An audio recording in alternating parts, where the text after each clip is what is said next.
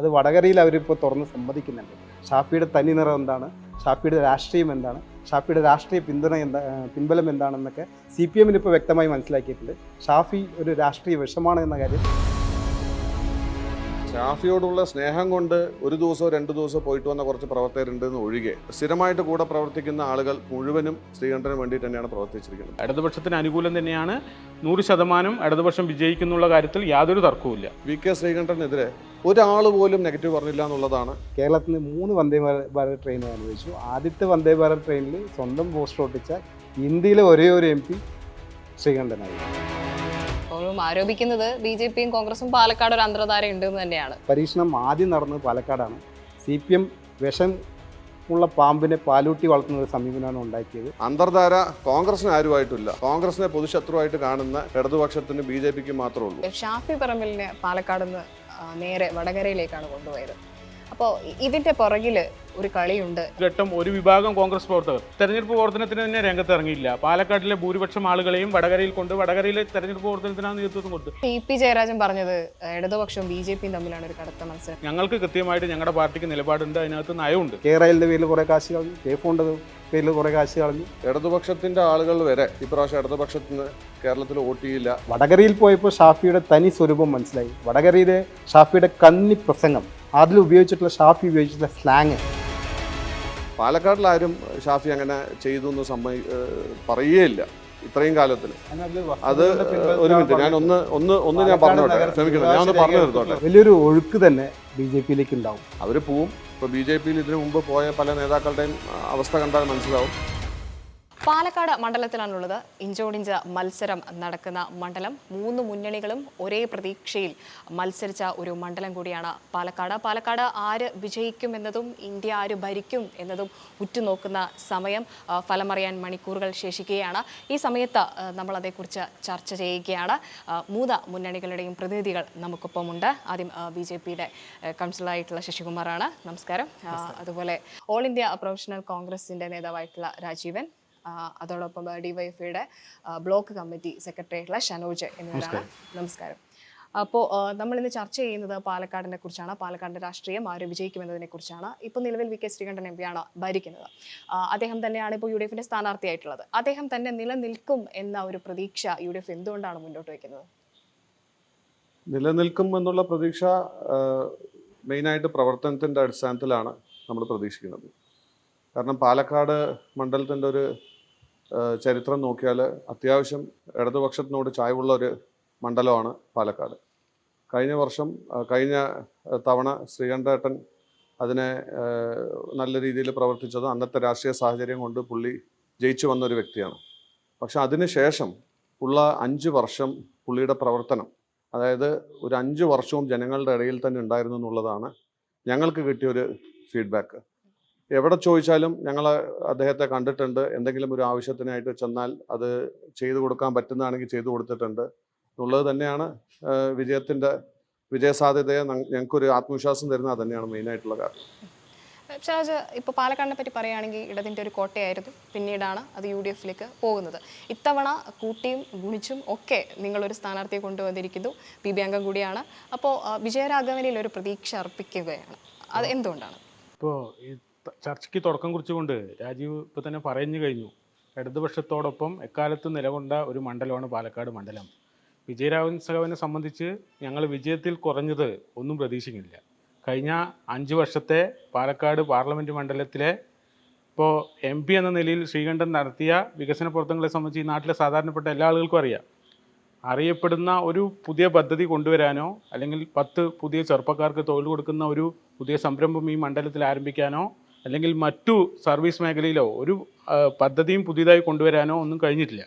അതിൻ്റെ ഭാഗമായിട്ട് തന്നെ ജനങ്ങളാകെ കഴിഞ്ഞ 5 വർഷത്തെ പാലക്കാട് MPയുടെ പ്രവർത്തനത്തിൽ നിരാശരാണ്. കഴിഞ്ഞ പ്രാവശ്യം ഉണ്ടായ തെറ്റ് ജനങ്ങൾ ഇത്തവണ തിരുത്തും. തീർച്ചയായും ഇടതുപക്ഷ ജനാധിപത്യ മുന്നണി നല്ല ഭൂരിപക്ഷത്തിൽ പാലക്കാട് പാർലമെൻറ്റ് മണ്ഡലത്തിൽ വിജയിക്കും. ഓരോ തവണയും പാലക്കാട് വോട്ട് വീതം കൂട്ടാൻ വേണ്ടി BJPക്ക് സാധിച്ചിട്ടുണ്ട്. ഇത്തവണ എങ്ങനെയായിരിക്കുമെന്നാണ് ഒരു പ്രതീക്ഷ? ഇത്തവണ വോട്ട് വിഹിതം വർദ്ധിപ്പിക്കാനല്ല, മറിച്ച് വിജയിക്കാൻ വേണ്ടി തന്നെയാണ് പാലക്കാട് BJP മത്സരിക്കുന്നത്. കാരണം BJPയുടെ സ്ഥാനാർത്ഥി ജനങ്ങൾക്കിടയിൽ കഴിഞ്ഞ 10-25 വർഷങ്ങളായിട്ട് സജീവമായി പ്രവർത്തിക്കുന്ന ഒരാളാണ്. അദ്ദേഹം 20 വർഷത്തോളം ജനപ്രതിനിധിയായിരുന്നു, 5 വർഷത്തോളം പാലക്കാട് നഗരസഭയുടെ വൈസ് ചെയർമാനായിരുന്നു. അദ്ദേഹത്തിൻ്റെ ഒരു ട്രാക്ക് റെക്കോർഡുണ്ട്, പ്രവർത്തന മികവിനെക്കുറിച്ചുള്ള ട്രാക്ക് റെക്കോർഡ് പാലക്കാടിലെ ജനങ്ങൾക്കറിയാം. കഴിഞ്ഞ ലോക്സഭാ തെരഞ്ഞെടുപ്പിൽ സ്ഥാനാർത്ഥിയായിരുന്നു, പാർട്ടിയുടെ വോട്ട് ഷെയർ ഗണ്യമായിട്ട് വർദ്ധിപ്പിച്ചു. അതിനുശേഷം പാലക്കാട് വലിയ രീതിയിലുള്ള രാഷ്ട്രീയ മാറ്റങ്ങൾ ഉണ്ടായിട്ടുണ്ട്. ഇപ്പോൾ പാലക്കാടും മലമ്പുഴയിലും BJP 2ാം സ്ഥാനത്താണ്. മറ്റു മണ്ഡലങ്ങളിൽ BJPക്ക് 30,000-ലധികം വോട്ടുകളുള്ള മണ്ഡലങ്ങളുണ്ട്. നമ്മൾ ഭരിക്കുന്ന മുനിസിപ്പാലിറ്റിയാണ്. ഒരുപാട് അനുകൂല ഘടകങ്ങളുണ്ട്. പിന്നെ ഇപ്പോഴത്തെ MP-യുടെ ഒരു അണ്ടർ പെർഫോമൻസ് അതൊരു വലിയ ഘടകമാണ്. നമ്മുടെ രാജ്യത്ത് വലിയ മാറ്റങ്ങളുണ്ടായി. പാലക്കാട് ആ മാറ്റങ്ങളുടെ ഒരു റിഫ്ലക്ഷൻ ഉണ്ടായിട്ടില്ല. കാരണം കേന്ദ്ര സർക്കാർ കുടിവെള്ളത്തിൻ്റെ കാര്യത്തിൽ തന്നെ ജൽജീവൻ മിഷനിലൂടെ കോടിക്കണക്കിന് രൂപയാണ് കേരളത്തിൽ നൽകിയിട്ടുള്ളത്. ആ പദ്ധതി കൃത്യമായി പാലക്കാട് നടപ്പിലാക്കിയിട്ടുണ്ടെങ്കിൽ ഇന്ന് പാലക്കാട് ഇല്ല. എത്ര പെർസെൻറ്റേജ് ഉണ്ട്? കേരളത്തിലെ ആവറേജ് പെർസെൻറ്റേജ് തന്നെ കുറവാണ്. മറ്റ് സംസ്ഥാനങ്ങളിലൊക്കെ 90% അതിന് മുകളിലാണ് പെർസെൻറ്റേജ് ഇംപ്ലിമെൻറ്റേഷൻ നടന്നിട്ടുള്ളത്. പാലക്കാട് കേന്ദ്ര പദ്ധതികളുടെ ഇംപ്ലിമെൻറ്റേഷൻ നോക്കുമ്പോൾ ബിലോ 50 പല പദ്ധതികളുടെയും ഇംപ്ലിമെൻറ്റേഷൻ ബിലോ 50. അത് സംസ്ഥാന സർക്കാരും ഇവിടുത്തെ ജനപ്രതിനിധികളും താല്പര്യം എടുക്കാത്തത് കൊണ്ടാണ് കേന്ദ്ര പദ്ധതികളുടെ ഇംപ്ലിമെൻറ്റേഷൻ കേരളത്തിൽ കൃത്യമായി നടക്കാത്തത്. ഇത് മോണിറ്റർ ചെയ്യാനുള്ള ദിശാവർണ്ണ കമ്മിറ്റി ഉണ്ട്. അല്ലെ ഏതെങ്കിലും ഒരു കമ്മിറ്റിയിൽ MP പങ്കെടുത്തിട്ടില്ല. അട്ടപ്പാടിയിലെ ശിശുമരണം, അവിടുത്തെ പ്രശ്നങ്ങൾ, ഇപ്പോൾ കഴിഞ്ഞ ദിവസം ആംബുലൻസ് ഇല്ലാത്തതുകൊണ്ട് ഒരു യുവാവ് മരിച്ച സംഭവം ഉണ്ടായി. അട്ടപ്പാടിക്ക് വേണ്ടി എത്ര കോടികളാണ് കേന്ദ്ര സർക്കാർ കൊടുക്കുന്നത്? അത് വേണ്ട രീതിയിൽ ഉപയോഗിക്കുന്നില്ല. പാലക്കാടിന് പുതിയ വ്യവസായങ്ങൾ വന്നിട്ടില്ല. ആ രീതിയിൽ അദ്ദേഹം MP എന്ന നിലയ്ക്ക് ഒരു ട്രാക്ക് റെക്കോർഡ് പൂർണ്ണമായിട്ട് പരാജയമാണ്. MP ലാഡ് ഫണ്ട് പോലും പൂർണ്ണമായും വിനിയോഗിക്കാൻ കഴിയാത്തൊരു MP ആയിരുന്നു ശ്രീകണ്ഠൻ. അദ്ദേഹത്തിൻ്റെ പരാജയം, അദ്ദേഹത്തിനെതിരെയുള്ള നെഗറ്റീവ് വോട്ടും BJPക്ക് അനുകൂലമാവും. പിന്നെ CPMൻ്റെ സ്ഥാനാർത്ഥിയെക്കുറിച്ച് പഴയ SFIക്കാർ തന്നെ വ്യാപകമായിട്ട് പോസ്റ്റ് ഇട്ടിട്ടുണ്ടായിരുന്നു. സ്ഥാനാർത്ഥിയായി പ്രഖ്യാപനം വന്ന ഉടനെ 80കളിൽ പരീക്ഷിച്ച ഒരു വ്യക്തിയാണ്. ജനങ്ങൾക്ക് തീരെ അപ്രോച്ച് ചെയ്യാൻ പറ്റാത്ത ഒരു കാൻഡിഡേറ്റാണ്. അതുകൊണ്ട് ഒരു ന്യൂട്രൽ വോട്ട് അട്രാക്ട് ചെയ്യാനുള്ള ഒരു ശേഷി CPM സ്ഥാനാർത്ഥിക്ക് ഉണ്ട് തോന്നുന്നില്ല. ന്യൂട്രൽ വോട്ട് കൂടി അട്രാക്ട് ചെയ്തുകൊണ്ട് BJP വ്യക്തമായ ഭൂരിപക്ഷത്തോടു കൂടി വിജയിച്ചു വരുമെന്നാണ് ഞങ്ങളുടെ ആത്മവിശ്വാസം. രാജീവൻ, ഈ രണ്ടുപേരും പറയുന്ന കാര്യങ്ങളുണ്ട്. അതായത് MP ഫണ്ടൊന്നും കൃത്യമായി വിനിയോഗിച്ചിട്ടില്ല, കാര്യമായ വികസനം കൊണ്ടുവന്നിട്ടില്ല എന്നൊക്കെയാണ് പറയുന്നത്. അതിനോട് എങ്ങനെയാണ് തോന്നുന്നത്? അല്ല, അതിപ്പോൾ രാഷ്ട്രീയപരമായി പറയുമ്പോൾ സ്വാഭാവികമായിട്ട് മറ്റു പാർട്ടികൾ അങ്ങനെ തന്നെയാണ് ഉന്നയിക്കുക. പക്ഷേ മറ്റ് ഏത് MP-മാരും കൊണ്ടുവരാത്ത അത്ര ഉള്ള വികസന പ്രവർത്തനങ്ങളും കാര്യങ്ങളും കൊണ്ടുവന്നിട്ടുണ്ട് എന്നുള്ളതാണ് ഞങ്ങളുടെ വിലയിരുത്തൽ.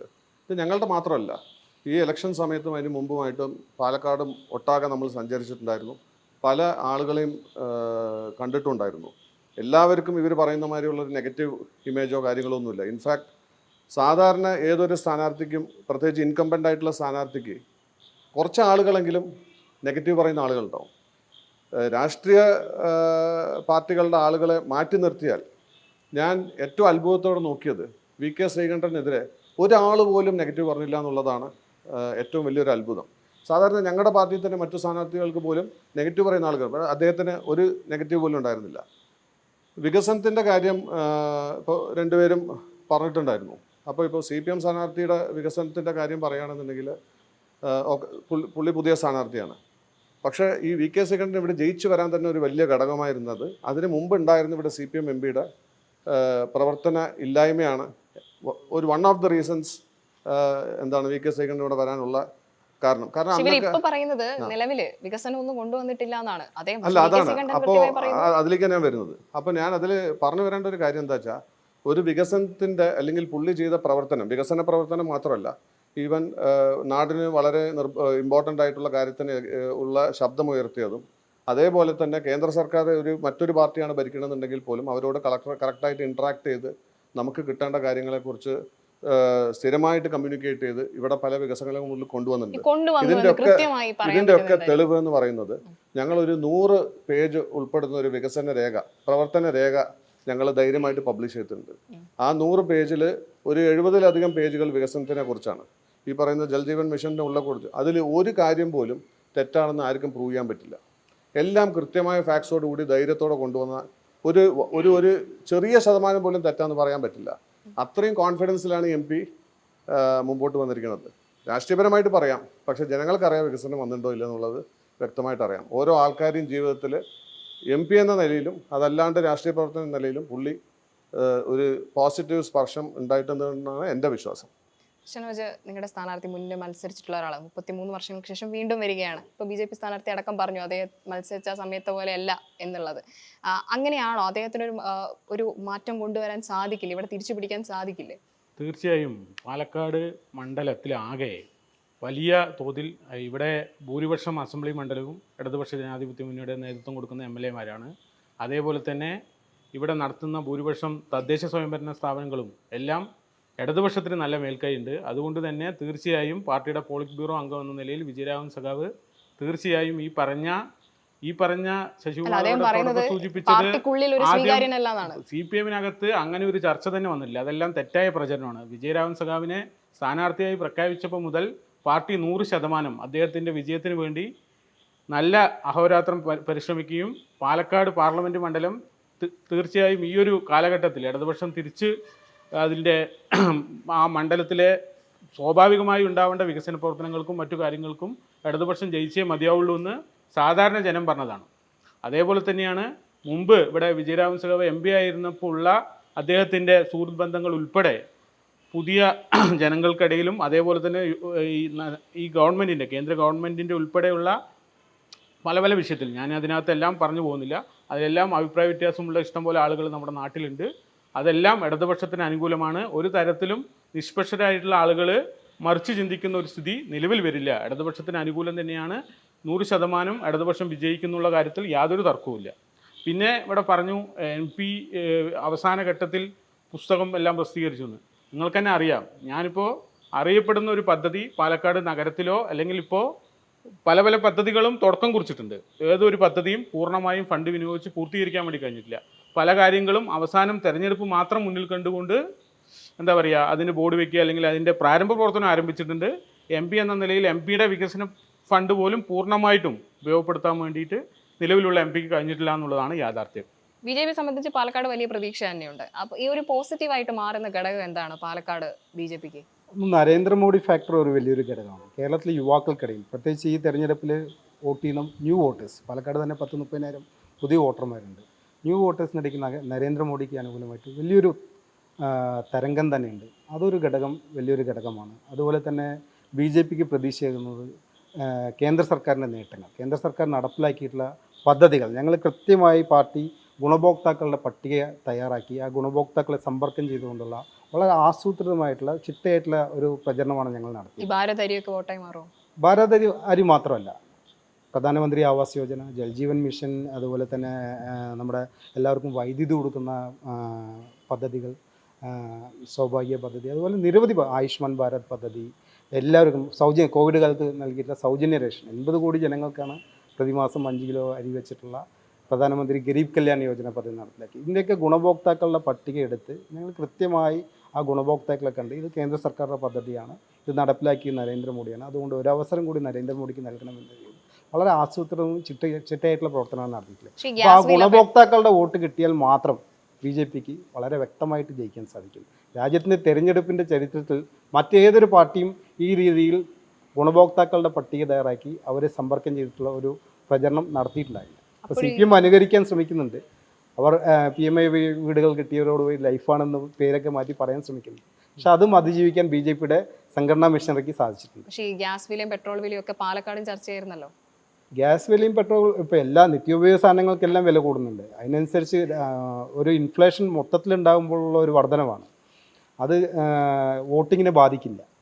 കാരണം ആഗോള വിപണിയിൽ ഉണ്ടാകുന്ന മാറ്റങ്ങളാണ് ഇന്ത്യയിലും പ്രതിഫലിക്കുന്നത്. അത് ജനങ്ങൾക്ക് മനസ്സിലാകും. ജനങ്ങളുടെ നിത്യജീവിതത്തിൽ അവരുടെ ജീവിത നിലവാരം മാറിയിട്ടുണ്ട്. അടിസ്ഥാന സൗകര്യങ്ങൾ, നമ്മുടെ ദേശീയപാതകളായാലും നമ്മുടെ രാജ്യത്തെ തൊഴിലവസരങ്ങളായാലും മറ്റ് അടിസ്ഥാന സൗകര്യ രംഗത്ത് വലിയ മാറ്റങ്ങളാണ് രാജ്യത്തുണ്ടായിട്ടുള്ളത്. അത് നരേന്ദ്രമോദി സർക്കാരിൻ്റെ നേട്ടമാണ്. അതിന് ജനങ്ങളുടെ ഒരു അംഗീകാരം തീർച്ചയായും ഉണ്ടാവും. അത് BJPക്ക് 100% ഒരു അനുകൂലമാകും. പിന്നെ MP ഓർക്കപ്പെടുക, പാലക്കാടിന് നരേന്ദ്രമോദി സർക്കാർ കേരളത്തിന് 3 വന്ദേ ഭാരത് ട്രെയിനെ അനുവദിച്ചു. ആദ്യത്തെ വന്ദേ ഭാരത് ട്രെയിനിൽ സ്വന്തം പോസ്റ്റർ ഒട്ടിച്ച ഇന്ത്യയിലെ ഒരേ ഒരു MP ശ്രീകണ്ഠനായിരിക്കും. മലയാളികൾക്ക് മൊത്തം നാണക്കേട് ഉണ്ടാക്കിയ ഒരു സംഭവമാണ് അദ്ദേഹത്തിൻ്റെ ഒരു സംഭാവന. അതാണ് ജനങ്ങളുടെ മനസ്സിൽ ബാക്കിയുള്ളത്. MP എന്ന നിലയ്ക്ക് ശ്രീകണ്ഠനെ കുറിച്ച് ഓർക്കുമ്പോൾ ബാക്കി വരുന്ന ഒരു ചിത്രം ആ ഒരു വന്ദേ ഭാരതിൽ പതിച്ച ആ ചിത്രം മാത്രമാണ് ഒരു വന്ദേ ഭാരതിൽ പോസ്റ്റർ ഒട്ടിച്ചത് വലിയ ചർച്ചയാക്കിയല്ലോ തെരഞ്ഞെടുപ്പിലടക്കം എതിർ കക്ഷികൾ. അത് ഇപ്പോൾ സത്യം പറഞ്ഞാൽ അതൊരു വലിയ പ്രസക്തമുള്ള ഒരു കാര്യമല്ലാത്തതുകൊണ്ട് അതിലേക്ക് ചർച്ച പോകുന്നതല്ല. അതിനെക്കാട്ടിലും ഒരുപാട് ജനങ്ങളെ ബാധിക്കുന്ന ഒരുപാട് കാര്യങ്ങളുണ്ട്. ഒരു കാര്യം ഉറപ്പിച്ച് പറയാൻ പറ്റും, അത് വി.കെ. ശ്രീകണ്ഠൻ ഒട്ടിയതല്ല. അത് വളരെ ക്ലിയറായിട്ട് വ്യക്തമായിട്ട് പുള്ളി അതോടുകൂടി പറയുകയും ചെയ്തു. പിന്നെ വീണ്ടും ഇതുമാതിരിയുള്ള ഏതെങ്കിലും പാർട്ടി പ്രവർത്തകർ ഒരു ആവേശം കൊണ്ട് ചെയ്തതിനെ നമ്മൾ ഒരു വലിയൊരു സംഭവമായിട്ട് കാണിക്കേണ്ട കാര്യമില്ല. അത് ആരും ബാധിക്കുന്ന കാര്യമില്ല. പക്ഷെ ബാധിക്കുന്ന ഒരുപാട് കാര്യങ്ങളുണ്ട്. ഇപ്പോൾ ഞാൻ ഇത്ര നേരം ഇപ്പോൾ മറ്റു സ്ഥാനാർത്ഥികളെക്കുറിച്ച് നമ്മൾ സംസാരിക്കുന്നതിൻ്റെ ആവശ്യമില്ല. കാരണം വി.കെ. ശ്രീകണ്ഠൻ ഉൾപ്പെടെ ഉള്ള ഒരു പൊളിറ്റിക്കൽ കൾച്ചർ എന്ന് പറയുന്നത് നമ്മുടെ പ്രവർത്തനത്തിൽ നമ്മൾ ജയിക്കുക എന്നുള്ളതാണ്. പക്ഷേ ഈ നമ്മുടെ പ്രവർത്തനം കൂടാതെ ഇവർ ഈ പറഞ്ഞിരിക്കുന്ന കാര്യങ്ങൾ തന്നെയാണ്. ഇപ്പോൾ ഇടതുപക്ഷത്തിനെന്ന് പറഞ്ഞാൽ ഞാൻ മനസ്സിലാക്കുന്നത് ഇടതുപക്ഷത്തിൻ്റെ ആളുകൾ വരെ ഇപ്രാവശ്യം ഇടതുപക്ഷത്തിന് കേരളത്തിൽ വോട്ട് ചെയ്യില്ല. എല്ലാവരും അല്ല പറയുന്നത്, പക്ഷെ ഒരുപാട് ഇടതുപക്ഷത്തിൻ്റെ ആൾക്കാർ വരെ വോട്ട് ചെയ്യില്ല. എന്തുകൊണ്ടായിരിക്കും? അത് മെയിനായിട്ട് സ്റ്റേറ്റ് ഗവൺമെൻറ്റിൻ്റെ പ്രവർത്തനം കൊണ്ട് തന്നെയാണ്. അവർ കേരളത്തിൻ്റെ സാമ്പത്തികം ഹാൻഡിൽ ചെയ്യുന്ന രീതി എടുത്താലും ഇവിടുത്തെ പെൻഷൻ കൊടുക്കാണ്ടിരിക്കുന്ന കാര്യങ്ങളും അതുപോലുള്ള പല കാര്യങ്ങളും എങ്ങനെയാണോ ഒരു കാലത്ത് കിറ്റ് കൊടുത്ത് ജയിച്ചത് അതുപോലെ തന്നെ അതിൻ്റെ പ്രവർത്തനത്തിൻ്റെ ഒരു എഫക്റ്റ് ഉണ്ടാവുന്നതാണ്. ഞാൻ സംസാരിച്ച പല ആളുകൾ ഇതിനു മുമ്പ് ഇടതുപക്ഷത്തിന് വോട്ട് ചെയ്ത പല ആളുകൾ ഇപ്പോൾ വോട്ട് ചെയ്യുന്നില്ല. അതേപോലെ തന്നെ എനിക്ക് വിശ്വസിക്കാൻ പറ്റാത്തൊരു കാര്യം, ആളുകളുടെ ജീവിത നിലവാരം കൂടിയിട്ടുണ്ടെന്നാണ് പറയുന്നത്. പക്ഷേ ഞാൻ മനസ്സിലാക്കുന്നത് ആളുകൾ കൂടുതൽ ബുദ്ധിമുട്ടിലേക്ക് പോയിരിക്കുകയാണ്. ഇത് വരുമാനം കൂടിയിട്ടുണ്ടോ ചോദിച്ചാൽ വരുമാനം കൂടിയിട്ടുണ്ട്. അപ്പോൾ ഈയിടയ്ക്ക് ഞാൻ കണ്ട ഒരു സ്റ്റാറ്റിസ്റ്റിക്സ് എന്താ വെച്ചാൽ കഴിഞ്ഞ 5 വർഷത്തിൽ 100 രൂപ വിലയുള്ള സാധനത്തിൻ്റെ വില 175 രൂപയായിട്ട് കൂടുകയും അതേ 100 രൂപ ഏൺ ചെയ്തുകൊണ്ടിരിക്കുന്ന ഒരു വ്യക്തി 127 രൂപയായിട്ട് വരുമാനം കൂടുകയും ചെയ്തിരിക്കുന്നത്. അപ്പോൾ എന്താ സംഭവിക്കണമെന്ന് വെച്ചാൽ വരുമാനം കൂടിയിട്ടുണ്ടോ? കൂടിയിട്ടുണ്ട്. പക്ഷേ നിങ്ങൾക്ക് നേരത്തെ ഉപയോഗിച്ചുകൊണ്ടിരുന്ന സാധനങ്ങൾ ഉപയോഗിക്കാൻ പറ്റുന്നുണ്ടോ? പറ്റുന്നില്ല. ഇതെല്ലാം ഓരോ വീട്ടിലും അതിൻ്റെ ഒരു പ്രഷറുണ്ട് ഇപ്പോൾ. അതുകൊണ്ട് തന്നെയാണ് ഇപ്രാവശ്യം ഒരു വേവ് ഇല്ലാത്തത്. ഓട്ടോമാറ്റിക്കലി ഇത് ഒരു പ്രോ ഇന്ത്യ ഒരു വോട്ടായിട്ട് ഇവിടെ മാത്രമല്ല രാജ്യത്തൊട്ടാകെ മാറുന്നതാണ് ഞങ്ങളുടെ പ്രതീക്ഷ. ചില ചങ്ങളുടെ ഇടതു വിരുദ്ധത ഉണ്ടോ? ഇല്ല. അത് ശരിക്കും പറഞ്ഞാൽ ഇടതുപക്ഷത്തിന് അനുകൂലമായിട്ട് സംസ്ഥാന സർക്കാരിൻ്റെ പ്രവർത്തനം കൊണ്ട് കൂടുതൽ ജനങ്ങൾ ഇടതുപക്ഷത്തിൻ്റെ ഭാഗമാവുകയാണ് ചെയ്തത്. ഇപ്പോൾ പാലക്കാട് ജില്ലയിലെ വിവിധ സ്ഥലങ്ങളിലെ ഇപ്പോൾ അടുത്ത ദിവസം തന്നെ വിവിധ പാർട്ടിയിൽ ബന്ധം ഉപേക്ഷിച്ച് വീണ്ടും ഇടതുപക്ഷത്തോട്ട് വരികയാണ് ചെയ്തത്. അതിനപ്പുറത്തേക്ക് ഇവിടെ പ്രധാനപ്പെട്ട പ്രശ്നം ജനങ്ങളുടെ ജീവിത നിലവാരമായിട്ടുള്ളതാണല്ലോ പ്രശ്നം. പെട്രോൾ ഡീസൽ വില വർധനവ്, ഗ്യാസിൻ്റെ വില നന്നായിട്ട് ഉയർത്തി അവസാനം തെരഞ്ഞെടുപ്പ് മുന്നിൽ കണ്ട് ഏതാണ്ട് ചെറിയൊരു പൈസ കുറയ്ക്കുന്ന സ്ഥിതി. അതേപോലെ തന്നെ വിവിധ കേന്ദ്രത്തിൻ്റെ സാമ്പത്തികമായി സംസ്ഥാന സർക്കാരെ നരിക്കുന്ന ഒരു സമീപനം. ഇതുകൊണ്ടാണ് ഇവിടുത്തെ പ്രാഥമികമായി ഇവിടെ ഇടതുപക്ഷ ജനാധിപത്യ മുന്നണി ഗവൺമെൻറ്റിനെ സംബന്ധിച്ച് കക്ഷി രാഷ്ട്രീയ വ്യത്യാസമെന്നെ ഇവിടെ നാട്ടിൽ വികസനം ഉണ്ടാവണമെന്നാണ് എല്ലാവർക്കും അറിയാം. അത് കക്ഷി രാഷ്ട്രീയ വിന്നമനത്തിനെ വെറുതെ ആരോപണത്തിന് കേരളത്തിൻ്റെ പ്രതിപക്ഷം എന്തെങ്കിലും പറയുന്നതിന് അപ്പുറത്തേക്ക് സാധാരണപ്പെട്ട ജനങ്ങൾ ഈ ഗവൺമെൻറ്റിൻ്റെ വികസനം അംഗീകരിച്ച ആളുകളാണ്. അപ്പോൾ അതിനനുസരിച്ച് ഈ ഗവൺമെൻറ്റിൻ്റെ നേട്ടങ്ങൾ ഇവിടെ നേരത്തെ സൂചിപ്പിച്ച പോലെ തന്നെ ഈ ഗവൺമെൻറ്റിൻ്റെ നേട്ടം കിട്ടിയ ഒട്ടനവധി ആളുകൾ ഈ മണ്ഡലത്തിലാകണ്ട് അവരെല്ലാം ഇടതുപക്ഷത്തിന് അനുകൂലമായിട്ടുണ്ടാവും. ഇടതുപക്ഷ വിരുദ്ധത അല്ലെങ്കിൽ അങ്ങനെയെല്ലാം പറയുന്നത് എതിർ രാഷ്ട്രീയ കക്ഷികളുടെ ആളുകൾ ഒരു തെറ്റായി പ്രചരണം നടത്തുന്നത്. CPIഎമ്മിനകത്ത് അങ്ങനെ ഒരു പ്രശ്നം തന്നെ വന്നിട്ടില്ല. ഈ ഷാഫി പറമ്പിലിനെ പാലക്കാട് നിന്ന് നേരെ വടകരയിലേക്കാണ് കൊണ്ടുപോയത്. അപ്പോൾ ഇതിൻ്റെ പുറകിൽ ഒരു കളിയുണ്ട് എന്നാണ് ഇടതുപക്ഷം ആരോപിക്കുന്നത്. അത് BJPക്ക് അനുകൂലമാക്കാൻ വേണ്ടിയിട്ടാണ് എന്നൊരു ആരോപണം അടക്കം ഉന്നയിക്കുന്നുണ്ടല്ലോ. അങ്ങനെ സംശയിക്കേണ്ട ഒരു സാഹചര്യമാണ്. ഇപ്പോൾ പാലക്കാട് മണ്ഡലത്തിൽ ഇപ്പോൾ മറ്റേ വടകരയിൽ ഷാഫി പറമ്പിൽ ജയിച്ചാൽ പാലക്കാട് അസംബ്ലി മണ്ഡലത്തിൽ ഉപതെരഞ്ഞെടുപ്പ് വരുമെന്നും അവിടെ BJPക്ക് ഒരു വോട്ട് ബേസ് കൂടുതലാണ്, അതുകൊണ്ട് മറിച്ച് എന്താ പറയുക വോട്ടിൽ കോൺഗ്രസും BJPയും തമ്മിലൊരു അന്തർധാര ഉണ്ടാക്കി അതിനകത്ത് ഒരു ധാര ഉണ്ടാക്കാം. അതിന് ഇപ്പോൾ ഇവിടെ ചർച്ചയിൽ പങ്കെടുക്കുന്ന ആൾക്ക് എത്രത്തോളം അറിയുമെന്ന് അറിഞ്ഞില്ല. ഇവിടെ പാലക്കാട് വ്യത്യസ്തമായി നടന്ന ചാനൽ ചർച്ചകളിൽ തന്നെ ഉദാഹരണമാണ്.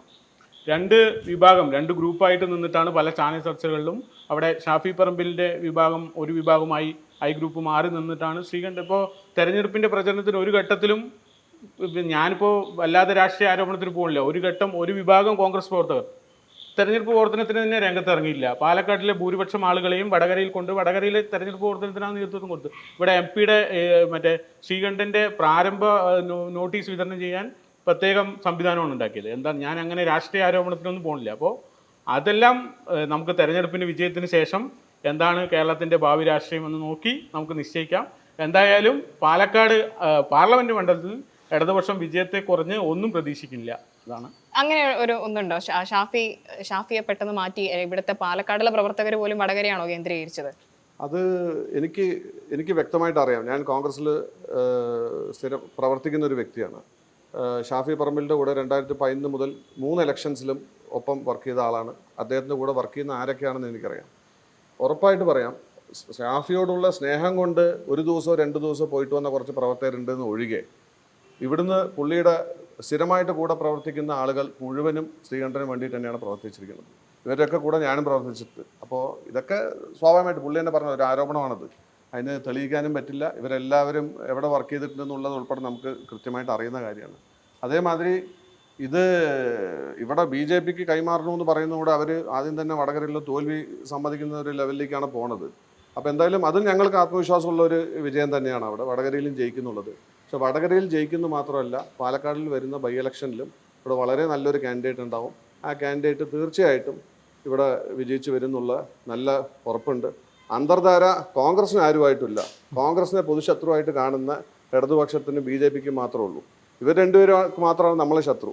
നമുക്ക് ആരായിട്ടും അന്തർധാരയുമില്ല, ഒന്നുമില്ല. ഇത് ജനങ്ങൾക്ക് മുഴുവൻ അറിയുന്ന കാര്യമാണ്. അത് വലിയ രാഷ്ട്രീയത്തിലേക്ക് പോകേണ്ട കാര്യമില്ല. അതുകൊണ്ട് ഞാനത് അതിലേക്ക് പോകുന്നുമില്ല. ഈ അന്തർധാര ചർച്ചയായിക്കൊണ്ടിരിക്കുകയാണ്. ഇപ്പോഴും ആരോപിക്കുന്നത് BJPയും കോൺഗ്രസും പാലക്കാട് ഒരു അന്തർധാര ഉണ്ടെന്ന് തന്നെയാണ്. ഇല്ല, യഥാർത്ഥത്തിൽ ഇന്ന് രാജ്യത്തുള്ള ഇന്ത്യ സഖ്യത്തിൻ്റെ പരീക്ഷണശാല പാലക്കാടായിരുന്നു. CPMഉം കോൺഗ്രസും തമ്മിലാണ് കാലങ്ങളായിട്ട് ഇവിടെ അന്തർധാരയുള്ളത്. കഴിഞ്ഞ നിയമസഭാ തെരഞ്ഞെടുപ്പിൽ അത് എല്ലാം മറന്നിക്കും പുറത്തു വന്ന കാര്യമാണ്. ശ്രീധരൻ സാറെ തോൽപ്പിക്കാൻ വേണ്ടി UDFഉം LDFഉം ഒരുമിച്ച് തീരുമാനിച്ചിട്ടാണ് ഇവിടെ പ്രചരണം നടന്നത്. CPM പ്രചരണ രംഗത്ത് തന്നെ പ്രചരണം തുടങ്ങിയപ്പോൾ തന്നെ 3ാം സ്ഥാനത്ത് പോയൊരു കാഴ്ചയാണ് കഴിഞ്ഞ നിയമസഭാ തെരഞ്ഞെടുപ്പിൽ കണ്ട്. വോട്ടെടുപ്പ് കഴിഞ്ഞ് റിസൾട്ട് വന്നപ്പോൾ CPM 3ാം സ്ഥാനത്തേക്ക് പോയി. അവരുടെ 10-15,000 വോട്ടുകൾ എവിടെ പോയി? അതൊരു ചോദ്യം തന്നെയാണ്. കാരണം എങ്ങനെയെങ്കിലും BJP അക്കൗണ്ട് തുറത്ത് തടയുക എന്ന ലക്ഷ്യത്തോടു കൂടി ഈ അന്തർധാര പരീക്ഷണം ആദ്യം നടന്നത് പാലക്കാടാണ്. CPM വിഷം ഉള്ള പാമ്പിനെ പാലൂട്ടി വളർത്തുന്ന ഒരു സമീപനമാണ് ഉണ്ടാക്കിയത്. അത് വടകരയിൽ അവരിപ്പോൾ തുറന്ന് സമ്മതിക്കുന്നുണ്ട്. ഷാഫിയുടെ തനി നിറം എന്താണ്, ഷാഫിയുടെ രാഷ്ട്രീയം എന്താണ്, ഷാഫിയുടെ രാഷ്ട്രീയ പിൻബലം എന്താണെന്നൊക്കെ CPMന് ഇപ്പോൾ വ്യക്തമായി മനസ്സിലാക്കിയിട്ടുണ്ട്. ഷാഫി ഒരു രാഷ്ട്രീയ വിഷമാണ് എന്ന കാര്യം ഇപ്പോൾ CPM തന്നെ വിളിച്ചു പറയുന്നുണ്ട്. പിന്നെ ഇവിടെ ഇടതുപക്ഷത്തിൻ്റെ സുഹൃത്ത് പറഞ്ഞു, കഴിഞ്ഞ 8 വർഷത്തെ പിണറായി വിജയൻ സർക്കാരിൻ്റെ ഭരണം സമ്പൂർണ്ണമായിട്ട് പരാജയമാണ്. ഇവിടെ 5 വർഷം വില കൂട്ടില്ല എന്ന് പറഞ്ഞുകൊണ്ടാണ് 1ാം പിണറായി സർക്കാർ അധികാരത്തിൽ വന്നത്. വൈദ്യുതി കരം എത്ര തവണ വർദ്ധിപ്പിച്ചു, വെള്ളക്കരം വർദ്ധിപ്പിച്ചു, പാലിൻ്റെ വില വർദ്ധിപ്പിച്ചു. അതുപോലെ തന്നെ മദ്യത്തിന് സാമൂഹിക സുരക്ഷാ പെൻഷൻ കൊടുക്കാൻ പറഞ്ഞിട്ട് സെസ് കൊണ്ടുവന്നു. എന്നിട്ട് സാമൂഹിക സുരക്ഷാ പെൻഷൻ കൊടുക്കുന്നില്ല. ഇപ്പോഴും 6 മാസത്തെ കുടിശ്ശികയാണ്. 2,500 രൂപയായി വർദ്ധിപ്പിക്കുമെന്ന് പറഞ്ഞുകൊണ്ടാണ് ഇവർ അധികാരത്തിൽ വന്നത്. 65 ലക്ഷം പേർക്ക് സാമൂഹിക സുരക്ഷാ പെൻഷൻ കിട്ടിക്കുന്ന സംസ്ഥാനമാണ്. ഇപ്പോൾ 2ാം പിണറായി സർക്കാർ അധികാരത്തിൽ വന്ന ശേഷം ഏറ്റവും അവസാനം സാമൂഹിക സുരക്ഷാ പെൻഷൻ കൊടുത്തത് 52 ലക്ഷം പേർക്ക്. അതിനു മുന്നിൽ 45 ലക്ഷം പേർക്ക് കൊടുത്തു. അനധികൃതമായി വെട്ടിനിരത്തുകയാണ്. ഗുണഭോക്തൃ പട്ടികയിൽ നിന്നും പാവപ്പെട്ട വിധവകളെ, പാവപ്പെട്ട വയോജനങ്ങളെയൊക്കെ 3 മാസം കൂടുമ്പോൾ മസ്റ്ററിങ് നടത്തിയിട്ട് വെട്ടിനിരത്തിക്കൊണ്ടിരിക്കുകയാണ്. കാരണം പെൻഷൻ കൊടുക്കാൻ കാശില്ല ഈ സർക്കാരിൻ്റെ കയ്യിൽ. എന്തിനെല്ലാം വില കൂട്ടി? രജിസ്ട്രേഷൻ ഫീസ് കൂട്ടിയില്ലേ, ഭൂനികുതി കൂട്ടിയില്ലേ, വാഹനങ്ങളുടെ രജിസ്ട്രേഷൻ ഫീസ് കൂട്ടിയില്ലേ. ഈ സംസ്ഥാന സർക്കാരിന് എന്തിലൊക്കെ നിരക്ക് വർദ്ധിപ്പിക്കാൻ പറ്റുമോ ആ നിരക്കുകളെല്ലാം വർദ്ധിപ്പിച്ചു. എന്നിട്ട് ഇവിടുത്തെ സാമ്പത്തിക സ്ഥിതിയിൽ എന്തെങ്കിലും മാറ്റമുണ്ടായോ? KSRTC ജീവനക്കാർക്ക് ശമ്പളമില്ല. സർക്കാർ ജീവനക്കാരുടെ ശമ്പളം ആദ്യമായിട്ട് തടസ്സപ്പെട്ടു. ഇവിടുത്തെ പല പദ്ധതികളും പൈസയില്ലാതെ ഉച്ചക്കഞ്ഞി വയ്ക്കുന്ന ആയമാർക്ക് പോലും, സ്കൂളിലെ ജീവനക്കാർക്ക് പോലും ശമ്പളം കൊടുക്കാത്ത ഒരു സർക്കാരാണ് കേരളത്തിൽ ഭരിച്ചുകൊണ്ടിരിക്കുന്നത്. അത്രയും പാപ്പരാണ്. ഈ സംസ്ഥാന സർക്കാർ ആവിഷ്കരിച്ച് നടപ്പിലാക്കുന്ന ഒരു വികസന പദ്ധതികളുമില്ല. കുറേ KCDS പദ്ധതികളുണ്ട്, എല്ലാം ചാപിള്ളകളായിരുന്നു. റെയിലിൻ്റെ പേരിൽ കുറേ കാശ് കളഞ്ഞു, ഫോണിൻ്റെ പേരിൽ കുറേ കാശ് കളഞ്ഞു, അങ്ങനെ കുറേ റൈസ് ഒന്നും കിട്ടാത്ത പദ്ധതികൾ മാത്രം പ്രഖ്യാപിച്ച് ജനങ്ങളുടെ കണ്ണിൽ പൊടിയിടുന്ന ഒരു സമീപനമാണ് ഇടതുപക്ഷം സ്വീകരിക്കുന്നത്. ഇതിൻ്റെ ശക്തമായിട്ടുള്ള ഭരണവിരുദ്ധ വികാരമുണ്ട്. ആ ഭരണവിരുദ്ധ വികാരവും BJPക്ക് അനുകൂലമായി മാറും എന്ന കാര്യത്തിൽ യാതൊരു സംശയവുമില്ല. ഇപ്പോൾ BJP പ്രതിനിധി പറഞ്ഞൊരു കാര്യമുണ്ട്. അതായത് കേരളത്തിൻ്റെ പുറത്ത് കോൺഗ്രസും CPM അടക്കം കൈകോർക്കുകയാണ്, ഇടതുപക്ഷവും UDFും കൈകോർത്ത് നിൽക്കുകയാണ്. അവരെ എങ്ങനെയാണ് കേരളത്തിൽ നിങ്ങൾ വിശ്വസിക്കുക എന്നാണ് ഇവർ തെരഞ്ഞെടുപ്പിലടക്കം ചോദിക്കുന്നത്. തീർച്ചയായും കേരളത്തിലെ രാഷ്ട്രീയ സാഹചര്യമല്ല ഇന്ത്യയിലെ. വിശിഷ്യാൽ ഇന്ത്യയിലെ മറ്റു സംസ്ഥാനങ്ങളിൽ, കേരളം ഒഴികെയുള്ള സംസ്ഥാനങ്ങളിൽ അതാത് പ്രാദേശിക നേതൃത്വത്തിൻ്റെ താല്പര്യവും അതിനനുസരിച്ചാണ് നമ്മൾ മുന്നണിയുടെ ഭാഗമായി. അപ്പോഴും CPM കൃത്യമായിട്ട് അതിൻ്റെ നിലപാട് പറഞ്ഞിട്ടുണ്ട്. ഞങ്ങളിപ്പോഴും പരിപൂർണമായും ഇന്ത്യ മുന്നണിയുടെ ഭാഗം ആണ് എന്ന് പറഞ്ഞ് ഞങ്ങൾ തെരഞ്ഞെടുപ്പിൽ മത്സരിക്കുന്നുണ്ടെങ്കിൽ പോലും ഞങ്ങൾക്ക് കൃത്യമായിട്ട് ഞങ്ങളുടെ പാർട്ടിക്ക് നിലപാടുണ്ട്, അതിനകത്ത് നയമുണ്ട്. അതിൻ്റെ ഭാഗമായിട്ട് തന്നെയാണ് ഇനി ഇപ്പോൾ എന്താ പറയുക, പുതിയൊരു രൂപീകരിക്കപ്പെടാൻ പോകുന്ന ഒരു ഇന്ത്യ മുന്നണിയുടെ ഗവൺമെൻറ് വന്നാലും ഏത് തരത്തിലുള്ള സമീപനമാണ് ഗവൺമെൻറ് ഈ മുന്നണി സ്വീകരിക്കേണ്ടത് അല്ലെങ്കിൽ ഇടതുപക്ഷം സ്വീകരിക്കേണ്ടതെന്നുള്ളത് വ്യത്യസ്തമായ നല്ല കാഴ്ചപ്പാടോടുകൂടിയാണ്. അതിന് മുമ്പുള്ള ഇടതുപക്ഷ പിന്തുണ കൊടുത്തിട്ടുള്ള കാലത്ത്, ഇന്ത്യ ഭരിച്ച കാലത്തുള്ള UPA ഗവൺമെൻറ്റിൻ്റെ കാര്യങ്ങളെല്ലാം അറിയാം. തൊഴിലുറപ്പ് പദ്ധതി ഉൾപ്പെടെ നാട്ടിലെ സാധാരണപ്പെട്ട ആളുകൾക്ക് നേട്ടം കിട്ടാവുന്ന ഒരുപാട് പദ്ധതികൾ അന്ന് കൊണ്ടുവരാനും കഴിഞ്ഞിട്ടുണ്ട്. പൊതു മിനിമം പരിപാടി വെച്ച് കാര്യങ്ങൾ നടത്തിക്കൊണ്ടുപോയതാണ്. അപ്പോൾ മറ്റു പറയുന്നതെല്ലാം രാഷ്ട്രീയമാണ്. ഇപ്പോൾ കേരളത്തിൽ നിന്ന് വിഭിന്നമാണ് മറ്റു സംസ്ഥാനത്തെ രാഷ്ട്രീയം. കേരളത്തിൽ ഇപ്പോൾ ഇവിടെ ചർച്ചയ്ക്കാണെങ്കിൽ പറയാം, ഇടതുപക്ഷവും വലതുപക്ഷവും തമ്മിലാണ്, UDF-ഉം LDF-ഉം തമ്മിലാണ് മത്സരം. BJP വളരെ എന്താ പറയുക, വോട്ട് ഷെയർ ഏതാണ്ട് സംസ്ഥാനത്താകെ 24% വോട്ട് ഷെയർ ഉള്ള ഒരു പാർട്ടിയാണ്. പക്ഷേ EP ജയരാജൻ പറഞ്ഞത് ഇടതുപക്ഷവും BJP-യും തമ്മിലാണ് ഒരു കടുത്ത മത്സരം, BJP ആണ് കടുത്ത മത്സരം നടത്താൻ പോകുന്നത്. അല്ല, മത്സരം നടക്കുന്നത് ഇടതുപക്ഷവും UDF-ഉം തമ്മിൽ തന്നെയാണ്. അതിൽ യാതൊരു തർക്കവുമില്ല. അതിനകത്ത് ഇപ്പോൾ ശശികുമാർ സാർ തന്നെ ഇപ്പോൾ പറയും, അവർക്ക് അത്തരത്തിൽ വലിയൊരു എന്താ പറയുക വൈപുള്ളിങ് നടത്താനോ അല്ലെങ്കിൽ മത്സരം LDF-ഉം BJP-യും ആവുന്ന ഒരു തരത്തിലുമില്ല. ഇവിടെ മത്സരം LDF-ഉം UDF-ഉം തമ്മിൽ തന്നെയാണ്. അതിനകത്ത് യാതൊരു തർക്കവുമില്ല. അതിനനുസരിച്ച് ഉള്ള ഒരു നിലപാട് പൊതുവേ ഇന്ത്യ മുന്നണി സ്വീകരിക്കും. അതിനകത്ത് CPM-ഉം അതിന് കഴിയാവുന്ന പങ്ക് അതിനകത്ത് വഹിക്കും. ഞങ്ങൾ ദേശീയ അടിസ്ഥാനത്തിൽ നോക്കുമ്പോൾ വളരെ ചെറിയ പാർട്ടിയാണ്. ഞങ്ങളുടെ പാർട്ടിക്ക് അതിനകത്ത് പരിമിതിക്കകത്ത് നിന്നുകൊണ്ട് ഞങ്ങൾ കാര്യങ്ങൾ നിർവഹിക്കും എന്നതാണ് പറയുന്നത്. ഇപ്പോൾ രാജീവൻ, ഇപ്പോൾ കോൺഗ്രസിലെ പല നേതാക്കളും BJP-യിലേക്ക് വന്നിട്ടുണ്ട്. അതായത് കോൺഗ്രസിന്റെ മുതിർന്ന നേതാക്കളുടെ മക്കൾ, ഇപ്പോൾ പത്മജ വേണുഗോപാൽ പോയിട്ടുണ്ട്, അനിൽ ആന്റണി. അപ്പോൾ പത്മജ പോയതിനു ശേഷം ആണ് വേഗം വടകരയിൽ നിന്ന് മുരളീധരനെ തൃശ്ശൂരിലേക്ക് കൊണ്ടുവരുന്നു, ഷാഫിയെ പെട്ടെന്ന് വടകരയിലേക്ക് മാറ്റുന്നു. ഇതൊരു ക്ഷീണമല്ലേ? അവർ നടത്തിയ അവർ അതിനുശേഷം പറഞ്ഞ പല കാര്യങ്ങളുണ്ട്, പല പ്രസ്താവനകളുണ്ട്. അതായത് വനിതകൾക്കടക്കം അവിടെ ഒരു പ്രാതിനിധ്യം ഇല്ല എന്ന് തൊട്ട് പല കാര്യങ്ങളും അവർ പ്രസ്താവനകളിൽ പറഞ്ഞിട്ടുണ്ട്. ഇതൊക്കെ ഒരു ക്ഷീണമാവില്ലേ തെരഞ്ഞെടുപ്പിന്റെ സമയത്ത്? എങ്ങനെ കോൺഗ്രസിനെ വിശ്വസിക്കും എന്നൊരു പേടി ആളുകളിൽ ഉണ്ടാവില്ലേ? ക്ഷീണമാണോ ചോദിച്ചാൽ ക്ഷീണമൊക്കെ തന്നെയാണ്, ഇല്ല എന്ന് പറയാൻ പറ്റില്ല. നമ്മളുടെ ഏതൊരു ചെറിയ പ്രവർത്തകനായാലും ഒരു വലിയൊരു നേതാവിൻ്റെ മക്കളായാലും പോയാൽ പാർട്ടിയിൽ നിന്ന് പോകുന്നത് ക്ഷീണവും വിഷമവും ഉണ്ടാക്കുന്ന ഒരു കാര്യമാണ്. പക്ഷേ നമ്മൾ വിശ്വസിക്കുന്ന ഒരു കാര്യം, പാർട്ടിയിൽ ഇവരെല്ലാവരും നിന്നുകൊണ്ടിരുന്നത് അവരെന്തൊക്കെയോ പ്രതീക്ഷിച്ചുകൊണ്ടാണ് നിന്നുകൊണ്ടിരുന്നത്. പക്ഷെ പാർട്ടിയിൽ ഭൂരിഭാഗം പ്രവർത്തകരും ഇവിടെ നിൽക്കുന്നത് ഒന്നും പ്രതീക്ഷിക്കേണ്ടതാണ്. പാർട്ടിയുടെ ശരിയായ ശക്തി എന്ന് പറഞ്ഞാൽ ഞങ്ങളുടെ പ്രവർത്തകരാണ്. ഞങ്ങളുടെ നേതാക്കളെക്കാട്ടിലും വലിയ ശക്തി ഞങ്ങളുടെ പ്രവർത്തകരാണ്. പ്രവർത്തകരിൽ ഒരാൾ പോലും പോവില്ല. അവർ പ്രവർത്തിക്കുന്നതുകൊണ്ടാണ് ഈ നേതാക്കൾ എല്ലാവരും ജയിച്ചുകൊണ്ടിരിക്കുന്നത്. ഈ പോയിരിക്കുന്ന ആളുകൾ ആരും തന്നെ സ്വന്തം നിലയിൽ ജയിക്കാൻ കഴിവുള്ള ആളുകളല്ല. അവർ പോവും. ഇപ്പോൾ BJP-യിൽ ഇതിനു മുമ്പ് പോയ പല നേതാക്കളുടെയും അവസ്ഥ കണ്ടാൽ മനസ്സിലാവും. അവരെ എടുക്കുന്ന സമയത്ത് കുറച്ച് ദിവസം അവർ സീനിലുണ്ടാവും. ഒരു 2-3 വർഷം കഴിഞ്ഞ് കഴിഞ്ഞിട്ടുണ്ടെങ്കിൽ അവരെവിടെയാണെന്ന് പൊടിയിട്ട് തപ്പിയാൽ നമുക്ക് കിട്ടാറില്ല.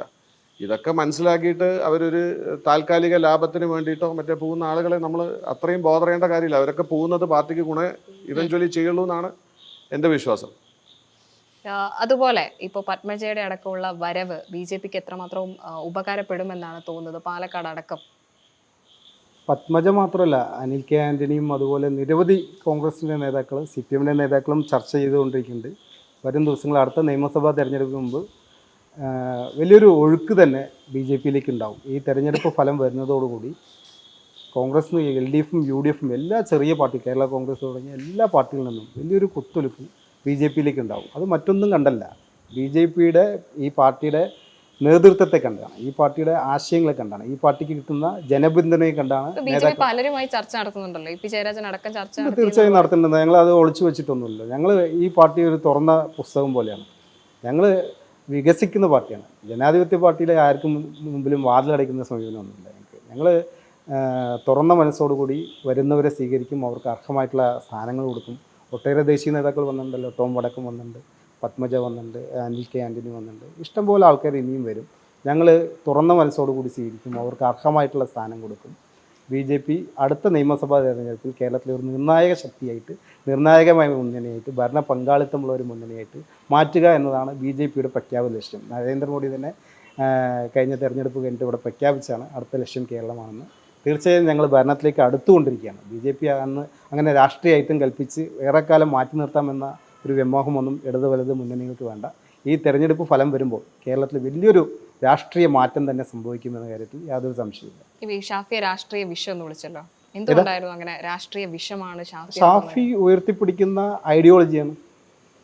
അതുകൊണ്ടാണ് CPM തിരിച്ചറിഞ്ഞു. BJP പറയുമ്പോൾ BJPക്കെതിരെ വർഗീയത ആലോചിച്ചു. പക്ഷേ വടകരയിൽ പോയപ്പോൾ ഷാഫിയുടെ തനി സ്വരൂപം മനസ്സിലായി. വടകരയിലെ ഷാഫിയുടെ കന്നി പ്രസംഗം, അതിൽ ഉപയോഗിച്ചിട്ടുള്ള ഷാഫി ഉപയോഗിച്ചിട്ടുള്ള സ്ലാങ്, അത് കണ്ടാൽ തന്നെ അറിയാം ഷാഫിയുടെ ഐഡിയോളജി എന്താണ്. എന്തുകൊണ്ടാണ് അങ്ങനെ സ്ലാങ്ങിൽ ഒരു പ്രശ്നം? അത് ചില മതവിഭാഗങ്ങളെ സ്വാധീനിക്കാൻ വേണ്ടിയുള്ള സ്ലാങ്ങാണ് ഷാഫി ബോധപൂർവ്വം ഉപയോഗിക്കുന്നത്. പാലക്കാട് ഉപയോഗിക്കാത്ത സ്ലാങ് വടകരയിൽ പോകുമ്പോൾ ഉപയോഗിക്കുന്നുണ്ട്. പാണക്കാട് പോയിട്ട് അനുഗ്രഹം മേടിച്ചിട്ടാണ് വടകരയിൽ കാലുകുത്തിയത് ഷാഫി. അത് തന്നെയാണ് ഞങ്ങൾ പറയുന്നത്. അത് പ്രത്യക്ഷമാണ്. പാലക്കാട് മണ്ഡലത്തിൽ ഷാഫി നടത്തിയിട്ടുള്ള വികസന പ്രവർത്തനങ്ങൾ, MLA ഫണ്ട് വിനിയോഗത്തിൽ വരെ വിവേചനം കാണിച്ചിട്ടുള്ള വ്യക്തിയാണ് ഷാഫി പറമ്പിൽ. ന്യൂനപക്ഷ മേഖലകൾക്ക് വാരിക്കോരി കൊടുക്കുകയും മറ്റു മേഖലകളെ അവഗണിക്കുകയും ചെയ്യുന്ന രാഷ്ട്രീയ പക്ഷപാതിത്വം ഷാഫി വളരെ വ്യക്തമായി കാണിച്ചു വരുന്നുണ്ട്. അത് കൃത്യമായി മനസ്സിലാക്കുന്ന ആളുകളാണ് ഞങ്ങൾ, ജനപ്രതിനിധികളാണ്. അത് കൃത്യമായി മനസ്സിലാക്കുന്നതുകൊണ്ടാണ് ഞങ്ങൾ ആ രീതിയിൽ പറഞ്ഞത്. കഴിഞ്ഞ തെരഞ്ഞെടുപ്പിൽ വോട്ടിംഗ് പാറ്റേൺ പരിശോധിച്ച് കഴിഞ്ഞാൽ മനസ്സിലാവും. CPMന് സ്വാധീനമുള്ള, CPM ഭരിക്കുന്ന വാർഡുകളിൽ വരെ ഷാഫിക്ക് അനുകൂലമായിട്ടാണ് വോട്ടുകൾ മറിഞ്ഞിട്ടുള്ളത്. അത് ഒരു കൺസോൾട്ടേഷൻ്റെ ഭാഗമായിട്ട് മറിഞ്ഞിട്ടുള്ളതാണ്. അത് വടകരയിൽ CPM തിരിച്ചറിഞ്ഞു. ഞങ്ങൾ പറയുമ്പോൾ ഞങ്ങൾ വർഗീയവാദി പറഞ്ഞു. ഇപ്പോൾ വലിയ വായിൽ പുരോഗമനം പറയുന്ന, മതേതരത്വം പറയുന്ന CPM എന്തെല്ലാം രീതിയിലാണ് ഷാഫിയെ പറയുന്നത്, അത് തിരിച്ചറിഞ്ഞു. ഷാഫി നടത്തിയ വർഗീയ പ്രചരണമാണെന്നുള്ള കാര്യത്തിൽ യാതൊരു സംശയമില്ലല്ലോ. അവിടെ തെരഞ്ഞെടുപ്പ് രാഷ്ട്രീയത്തിൽ ജയിക്കാൻ വേണ്ടി ഏത് വൃത്തികെട്ട തരത്തിലേക്ക് പോവുകയാണ്. അപ്പോൾ കഴിഞ്ഞ ദിവസം മറ്റേ RMP നേതാവ് നടത്തിയ പ്രസംഗം ഉൾപ്പെടെ ഉണ്ടല്ലോ. അപ്പോൾ എത്രത്തോളം സ്ത്രീ വിരുദ്ധവും വർഗീയ വിദ്വേഷം പകർത്തുന്ന പ്രസംഗമാണ് തെരഞ്ഞെടുപ്പിൽ ജയിക്കാൻ വേണ്ടിയിട്ടാണ്. അത് CPM തിരിച്ചറിഞ്ഞിട്ടുണ്ടോ എന്ന് ചോദിച്ചാൽ അത് തിരിച്ചറിഞ്ഞിട്ടുണ്ട്. അതുകൊണ്ടാണ് CPM അതിനെതിരെ ശക്തമായ നിലപാട് CPIയും DYFI എടുത്തത്. അങ്ങനെ നമ്മുടെ സംസ്ഥാനത്തൊരു മതേതര സ്വഭാവമുണ്ട്. ഇപ്പോൾ ഇവിടെ പറഞ്ഞ പോലെ മറ്റു കാര്യങ്ങളിൽ പോകുമ്പോഴും എന്താ പറയുക, പ്രത്യേകിച്ച് ഇവിടുത്തെ മത സ്വാതന്ത്ര്യം നിലനിർത്താൻ വേണ്ടിയിട്ടുള്ള നല്ല ശ്രമം CPM എക്കാലത്തും നിർത്തിയിട്ടുണ്ട്. മതനിരപേക്ഷതയ്ക്ക് വേണ്ടി തന്നെയാണ് CPM നിലകൊള്ളുന്നത് എന്ന കാര്യത്തിലൊന്നും യാതൊരു തർക്കവുമില്ല. ഷാഫി പറമ്പിൽ അത്തരത്തിൽ തെരഞ്ഞെടുപ്പ് രാഷ്ട്രീയം മാത്രം മുന്നിൽ കണ്ടുകൊണ്ട് വർഗീയ പ്രചരണം നടത്തിയിട്ടുണ്ട് എന്ന് തന്നെയാണ് ഞങ്ങളുടെ അഭിപ്രായം. അതേപോലെ തന്നെയാണ് അതിനകത്ത് ഇപ്പോൾ അവിടുത്തെ എതിർ സ്ഥാനാർത്ഥിയെ ഉൾപ്പെടെ, അവിടുത്തെ കേരളത്തിൻ്റെ പ്രിയങ്കരിയായ ടീച്ചറെ ഉൾപ്പെടെ മറ്റു തരത്തിൽ മോശമായി ചിത്രീകരിക്കാൻ വേണ്ടിയിട്ടുള്ള ഒരു ശ്രമം. പിന്നീട് ഷാഫി പറമ്പിൽ എല്ലാം പറഞ്ഞു, എല്ലാം കോടതി മറ്റേ കേസിലാണ്, അന്വേഷണം നടക്കുന്നുണ്ട്, എല്ലാം തെളിഞ്ഞു വരട്ടെ. പക്ഷേ താൽക്കാലിക ലാഭത്തിന് വേണ്ടി സ്വന്തം രാഷ്ട്രീയ നിലപാട് അടിയറ വയ്ക്കുന്ന സമീപനം CPM ഒരു കാലത്തും സ്വീകരിച്ചില്ല, ഇനി സ്വീകരിക്കാൻ പോകുന്നില്ല. 10-4 വോട്ടിന് വേണ്ടി ഒരു സമീപനവും CPMൻ്റെ നിലപാട് മാറ്റം ഞങ്ങൾ ഒരു കാരണവശാലും അംഗീകരിക്കണമില്ല. ഈ ഷാഫിയെ ഒരു രാഷ്ട്രീയ വിഷയം എന്ന് വിളിക്കാൻ പറ്റുമോ? കാരണം ഇപ്പോൾ സൂചിപ്പിച്ചതുപോലെ പാലക്കാട് ന്യൂനപക്ഷ വോട്ടുകൾ അടക്കം പിടിച്ച് നിന്നിട്ടുള്ളത് ഷാഫി, അങ്ങനെ ന്യൂനപക്ഷ വോട്ട് മാത്രം പ്രതിനിധീകരിച്ചുകൊണ്ട് ഷാഫി വന്നു എന്നൊക്കെയാണ് BJP അടക്കം ആരോപിക്കുന്നത്. എനിക്ക് ഒരിക്കലും അത് അംഗീകരിക്കാൻ പറ്റാത്ത കാര്യമാണ്. പാലക്കാടിൽ ഇപ്പോൾ നമ്മുടെ സുഹൃത്ത് പറഞ്ഞു, വികസന പ്രവർത്തനങ്ങൾ പോയി നോക്കൂ എവിടെയാണ് ചെയ്തിരിക്കുന്നത് എന്നുള്ളത്. പാലക്കാടിൽ ഭൂരിപക്ഷം ആളുകൾ, അല്ലെങ്കിൽ മുന്നോക്ക സമുദായം ഉൾപ്പെടെ ഉള്ള ആളുകൾ താമസിക്കുന്ന കൽപ്പാത്തിയിൽ പോയി ചോദിച്ചാൽ എത്രയോ MLAമാരുണ്ടായിട്ട് നടത്തി കൊടുക്കാത്ത വികസന പ്രവർത്തനങ്ങൾ മുഴുവൻ അവിടെ നടത്തിയിട്ടുണ്ട്. ഇതുമാതിരി മറ്റ് അഗ്രഹാരങ്ങളിൽ, അതുമാതിരി ഓരോ സ്ഥലത്തും. പുള്ളി ഒരുപാട് വർഷങ്ങളായിട്ട് ഞാൻ പ്രവർത്തിക്കുന്നതാണ്, അതിൻ്റെ ഒരു ചെറിയ അംശം പോലും ഇല്ലാത്തൊരു വ്യക്തിയാണ്. പക്ഷേ അദ്ദേഹത്തിൻ്റെ മതം അങ്ങനെ ആയതുകൊണ്ടായിരിക്കും ഇവരതൊരു ഈസി ടാർഗറ്റായിട്ട്, പ്രത്യേകിച്ച് ഇന്നത്തെ ഇന്ത്യ എന്ന് പറയുന്നത് വളരെ എളുപ്പം വശം ചീറ്റുന്ന ഒരു രാഷ്ട്രീയം നടത്തുന്ന ഒരു ഇന്ത്യയാണ്. ആൻഡ് നല്ല കാര്യം 4 പേരുടെ അടുത്ത് എത്താൻ പ്രയാസമാണ്, പക്ഷേ ചീത്ത കാര്യം വളരെ പെട്ടെന്ന് എത്തും. അപ്പോൾ വളരെ എളുപ്പം ഒരു ഇലക്ഷൻ ജയിക്കാൻ വേണ്ടിയിട്ട് ഉപയോഗിക്കുന്ന ഒരു വളരെ നീചമായ ഒരു അക്വിസിഷനായിട്ടേ ഞാൻ കാണുന്നുള്ളൂ. പാലക്കാട്ടിലാരും ഷാഫി അങ്ങനെ ചെയ്തു എന്ന് പറയുകയില്ല ഇത്രയും കാലത്തിൽ. അത് ഒരു മിനിറ്റ്, ഞാൻ ഒന്ന് ഞാൻ പറഞ്ഞു. നഗരസഭയിൽ മാത്രം അത് SC കോളനികളുണ്ട്. ക്ഷമിക്കണം, ഞാൻ ഒന്ന് പറഞ്ഞു തീർത്തോട്ടെ. ആ SC കോളനികളിൽ ഒന്നിന് പോലും ഒരു പൈസയുടെ MP ഫണ്ട്, MLA ഫണ്ട് വിനിയോഗം പോലും നടന്നിട്ടില്ല. അത് സത്യമാണോ? അങ്ങനെ നടന്നിട്ടില്ലേ? നടന്നിട്ടില്ല. ഇഷ്ടമായി SC കോളനിയിൽ നടത്തിയിട്ടുണ്ട്. ഇവിടെ ഈവൻ നമ്മുടെ 3-ാം വാർഡിലാണെന്ന് തോന്നുന്നു, അവിടെയുള്ള ബിൽഡിംഗ് കൺസ്ട്രക്ഷൻ ഉൾപ്പെടെ ഷാഫി മുൻകൈ എടുത്ത് ചെയ്തിട്ടുണ്ട്. ഇതൊന്നും കൂടാതെ ഇവരിപ്പോൾ ഈ പറയുന്നത് ആധികാരികമായിട്ടാണ് പറയുന്നത്, ഷാഫി അവിടെ പോയി വർഗീയത പറഞ്ഞു എന്നൊക്കെയാണ് പറയുന്നത്. ഒരു വീഡിയോവോ ഇല്ല, ഒരു കാര്യം പോലും കാണിച്ചു തരാൻ പറ്റില്ല. പിന്നെ പ്രസംഗം വളരെ അങ്ങനെ ആയിരുന്നു എന്നാണ് പറയുന്നത്. അതൊക്കെ പറയുന്നേ ഉള്ളൂ. അതൊക്കെ സ്ലാങ് വ്യത്യാസം എന്നൊക്കെ പറയുന്നതൊക്കെ വളരെ എനിക്ക് അത് വലിയ മെറിറ്റ് ഉള്ളതായിട്ട് തോന്നുന്നില്ല. ഷാഫി എപ്പോഴും സംസാരിക്കുന്ന മാതിരി തന്നെയാണ് സംസാരിക്കുന്നത്. അങ്ങനത്തെ വ്യക്തിയുമല്ല അദ്ദേഹം. ഇതിനെക്കാട്ടിലും ഉപരി എന്താണെന്ന് വെച്ചാൽ CPM-ന്റെ വർഗീയ മോഹം പുറത്തു വന്നു എന്നുള്ളതാണ് അവിടെ ഒരു സത്യം. ഇത് പലപ്പോഴുമായിട്ട് പറഞ്ഞുകൊണ്ടിരിക്കുന്ന കാര്യങ്ങളാണ്. പല ഘട്ടങ്ങളിൽ അവരെ വർഗീയ മതം ചെറുതായിട്ട് വന്നു. പക്ഷേ ഈ ഇലക്ഷനിൽ അവർ ഒട്ടും പ്രതീക്ഷിക്കാതെ ടീച്ചർ തോൽക്കും എന്നുള്ള ഘട്ടത്തിലേക്ക് എത്തുമ്പോൾ അവരെ ശരിയായ മുഖം പുറത്തു വന്നു എന്നേ ഞങ്ങൾക്ക് വിലയിരുത്താൻ പറ്റുള്ളൂ. അല്ലാതെ അതേമാതിരി എൻ്റെയൊക്കെ ഏറ്റവും വലിയ ആഗ്രഹം എന്ന് പറയുന്നത് ഒരു വോട്ടറിനെ എന്തിനാണ് നമ്മൾ പല മതത്തിൽ കാണേണ്ട ആവശ്യമേ ഇല്ല. നമ്മൾ ഇന്ത്യക്കാരാണ്. ഇന്ത്യക്കാരെ എന്താണെന്നുള്ള രീതിയിൽ കണ്ടുകൊണ്ട് മുമ്പോട്ട് പോയാൽ മതി എന്നുള്ളതാണ് എൻ്റെ അഭിപ്രായം. ഷാഫിയും അങ്ങനെ തന്നെ കണ്ടിട്ടാണ് മുമ്പിലേക്ക് പോയിക്കൊണ്ടിരിക്കുന്നത്. ഷനോജി, മോദി വന്നത് എത്രത്തോളം ഹെൽപ്ഫുൾ ആയിരിക്കും BJP-ക്ക് എന്ന് ഫീൽ ചെയ്യുന്നത്? മോഡി സാധാരണഗതിയിൽ നമ്മുടെ നാട്ടിൽ ഒരു സ്റ്റാർ ക്യാമ്പയിനർ വരുമ്പോൾ 10,000-കണക്കിന് ജനങ്ങളെ കൂട്ടി ഒരു വലിയ പൊതുയോഗം നടത്താറ്. ഇത്തവണ BJP-ക്ക് ആ ഒരു ധൈര്യമില്ലായിരുന്നു. ഇപ്പോൾ അബ്ദുൾ സലാമിനെ വണ്ടിയിൽ കയറ്റിയില്ല എന്ന് പറഞ്ഞ് ഉൾപ്പെടെ തിരിച്ചയച്ച ഭാഗമാണല്ലോ മോഡി വന്നതിൻ്റെ. അതുകൊണ്ടാണ് അദ്ദേഹം വെറും റോഡ് ഷോ മാത്രമാക്കി ചുരുങ്ങിയത്. BJP-യുടെ സാധാരണ പ്രവർത്തകർ ഒട്ടനവധി ആളുകൾ ആ പരിപാടിയുടെ ഭാഗമായിട്ടുണ്ടാവാം. പക്ഷെ പൊതുജനത്തെ സംബന്ധിച്ച് ഒരു ദിവസം ഏതാണ്ട് ഉച്ചവരെ വലിയ ട്രാഫിക്കും ബുദ്ധിമുട്ടുണ്ടായി. പാലക്കാട് നഗരത്തിൽ പ്രവേശിക്കാൻ പറ്റാത്തൊരു സാഹചര്യം ഉണ്ടായി എന്നാണ്. ഇപ്പോൾ ഞങ്ങൾ തൊട്ടടുത്ത പഞ്ചായത്തിൽ താമസിക്കുന്ന ആളുകൾ. അപ്പോൾ ഞങ്ങൾക്കുൾപ്പെടെ ഇതിൻ്റെ ഭാഗമായി 2-3 ദിവസം ട്രയൽ, അങ്ങനെ വലിയ ഒരുക്കങ്ങളെല്ലാം നടന്നു. രാജ്യത്തിൻ്റെ പ്രധാനമന്ത്രിയാണ്, എല്ലാ തരത്തിലും എല്ലാ മുന്നൊരുക്കവും നടത്തണം. പക്ഷേ ജനങ്ങളെ അഭിസംബോധന ചെയ്യാൻ അദ്ദേഹം പാലക്കാട് തയ്യാറായില്ല. പക്ഷെ ഒരു വോട്ടില്ല BJP-ക്ക് എന്ന് പറയാൻ പറ്റുമോ? കാരണം ഓരോ തവണയും അത് ഉയർന്നുകൊണ്ടിരിക്കുകയല്ലേ. അപ്പോൾ ആ സത്യം നമുക്ക് മനസ്സിലാക്കാതിരിക്കാൻ പറ്റുമോ? അല്ല, BJP-ക്ക് വോട്ടില്ല എന്നിപ്പോൾ ഞങ്ങൾ നിഷേധിക്കുന്നില്ല. BJP പാലക്കാട് അവരുടെ സാധാരണ കിട്ടുന്ന മുഴുവൻ വോട്ടുണ്ട്. ആ വോട്ട് അവർ കൃത്യമായി വാങ്ങിച്ചാൽ മതി. ഇപ്പോൾ തീർച്ചയായും ഇവിടെ സൂചിപ്പിച്ച പോലെ 3 കക്ഷികളും അവരവരുടെ വോട്ട് കൃത്യമായി വോട്ട് കച്ചവടം നടത്താതെ അവരവരത് വാങ്ങിച്ചാൽ തീർച്ചയായും ഇടതുപക്ഷത്തിന് നല്ല മേൽക്കൈ ഉണ്ടാവും. ഞങ്ങളെന്തായാലും ഒരു തരത്തിലും അങ്ങനെ ഒരു സമീപനത്തിനും പോയിട്ടില്ല, വോട്ട് കച്ചവടത്തിനൊന്നും പോയിട്ടില്ല. മറ്റു കാര്യങ്ങളെല്ലാം നമ്മളിപ്പോൾ ഏതാണ്ട് ഇത്ര ദിവസം നമ്മൾ വെയിറ്റ് ചെയ്തു. 4-ാം തീയതിയോടുകൂടി നമുക്ക് കൃത്യമായിട്ട് അറിയാം. മോദി നടത്തിയ പ്രസംഗങ്ങൾ, പരാമർശങ്ങൾ അതൊന്നും ഒരു തരത്തിലും ഉപകാരപ്പെടില്ലേ BJP-ക്ക്? BJP-ക്ക് പാലക്കാട്ടിലെ ജനത എല്ലാ കാലത്തും മതനിരപേക്ഷത നന്നായിട്ട് ഉയർത്തിപ്പിടിക്കുന്ന ജനതയാണ്.